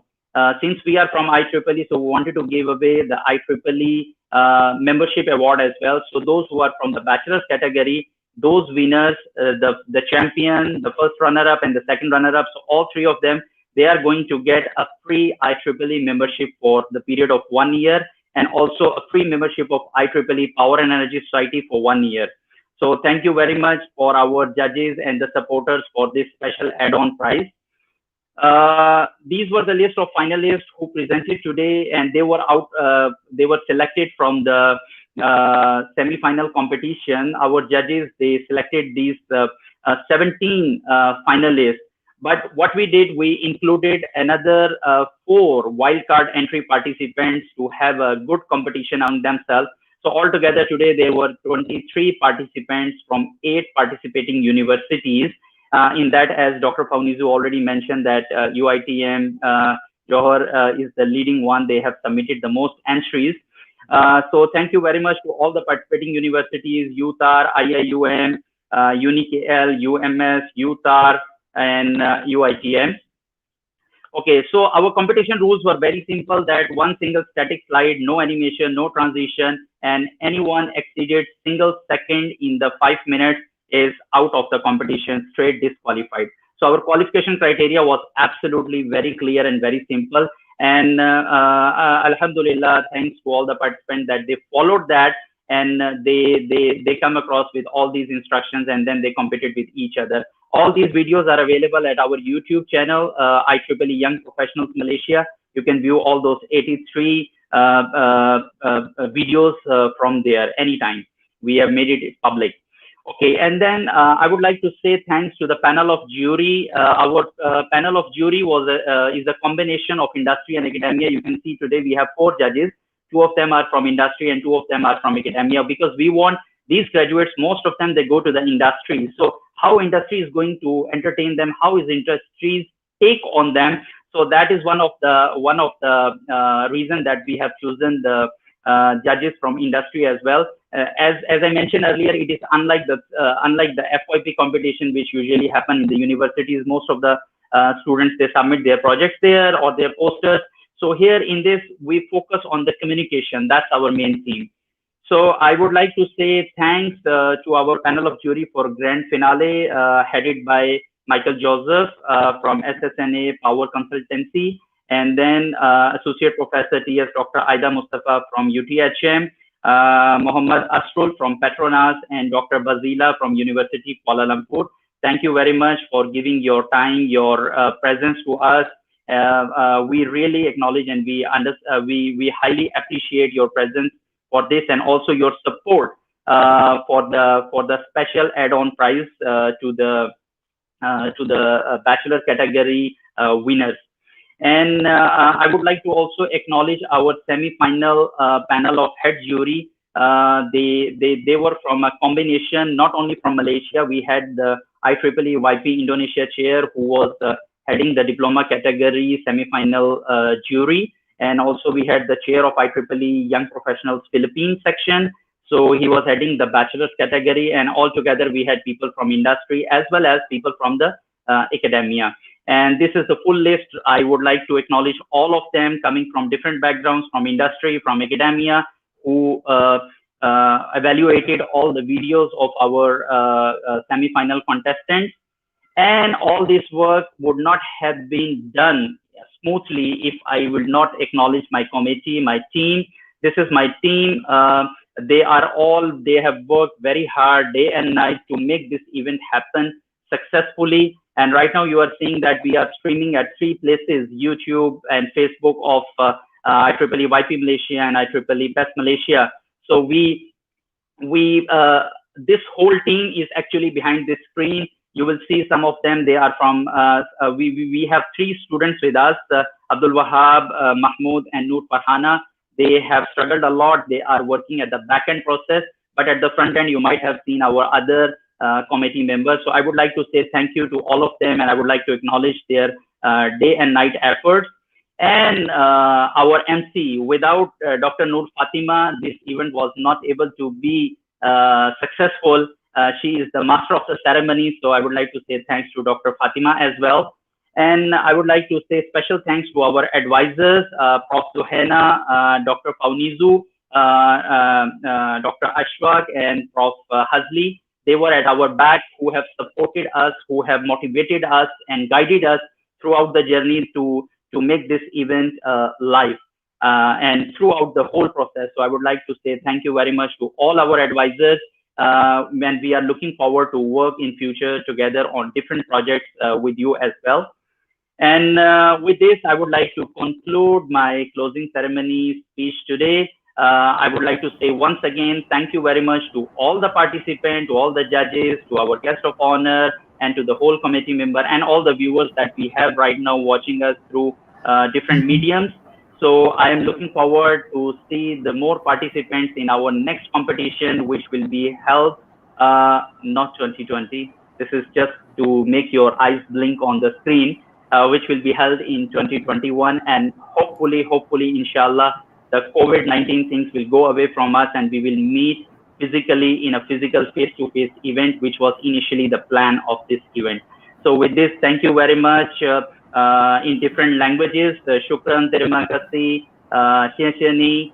So thank you very much. And guys, those who are waiting for the result, just wait for the announcement for your final winners from the grand finale. Thank you very much. Over to MC. Okay, thank you, Dr. Harun Rashid, for the closing speech. Well, ladies and gentlemen, now is the time that we all have been waiting for. The result announcement for the first IEEE 5-minute final year project competition 2020. I would like to invite our guest of honor, Associate Professor Dr. Faunizu Azmadi bin Hussein, to announce the winners.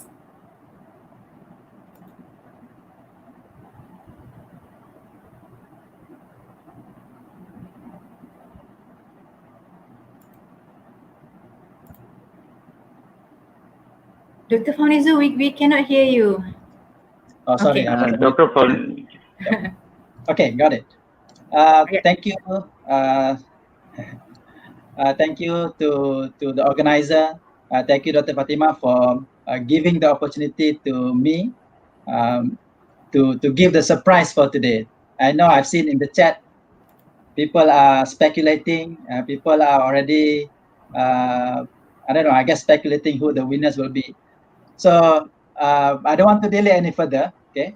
So let me officially start the announcement. There are two categories, as mentioned by Dr. Harun earlier. One is under diploma category. Another one is under the bachelor category, right? So 3 winners each. So the first winner, right? The first IEEE 5 minutes final year project competition 2020 under diploma category. The second runner-up goes to Fakhirul Azif bin Hamdan from UITM Pasir Gudang on his project aquaponic using embedded system. Congratulations. Okay, there you go. Should I go with the second one? Yes, you may continue. All right, let me go ahead with the second winner. Under the same diploma category, the first runner-up for the first IEEE 5 minutes final year project competition 2020 goes to Alia Akilah binti Jelani from UITM Pasir Gudang on her project palm kernel shell characterization and kinetic analysis. Congratulations.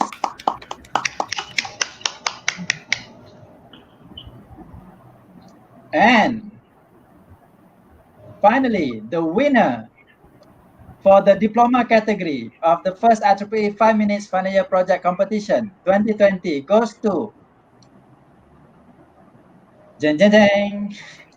Nur Akilah binti Aminuddin from UITM of her project Voice Converter for Disabled. Congratulations. Okay, so that's the first category for diploma category. So the second category, the bachelor category. So in this bachelor category, as you saw, there are 7 universities participating. So let me go ahead and announce the winner, right? For bachelor category, the second runner-up for the first IEEE 5 minutes final year project competition 2020 goes to Dilruba Ruksana, International Islamic University, Malaysia. Congratulations, Project Dilruba. title, development of 2D flexible strain sensors for facial expressions. Congratulations.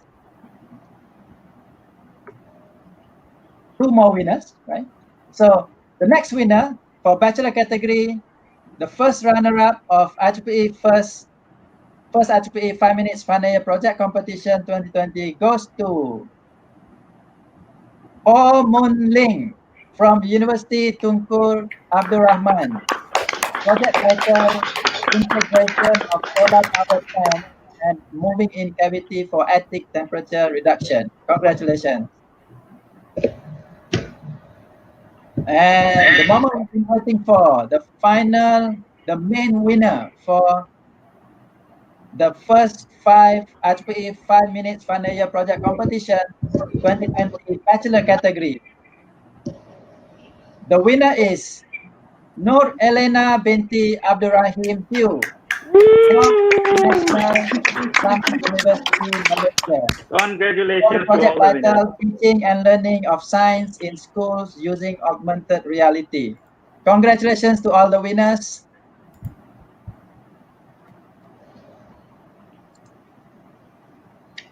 Congratulations to all the winners. Thank you very much, Dr. Fawnizu, for announcing the results. My heart was pumping like this. Who is going to win the competition? Thank you very much to judges. So congratulations to all the winners. So ladies and gentlemen, with that, it marks the end of the first IEEE 5 minute final year project competition 2020. We would like to extend our heartfelt gratitude and appreciation to everyone with us today for the support and contributions in making this event a great success. Thank you, and we look forward to seeing you in the upcoming events. Wabillahi taufiq wal hidayah. Wassalamualaikum warahmatullahi wabarakatuh. Assalamu warahmatullahi wabarakatuh.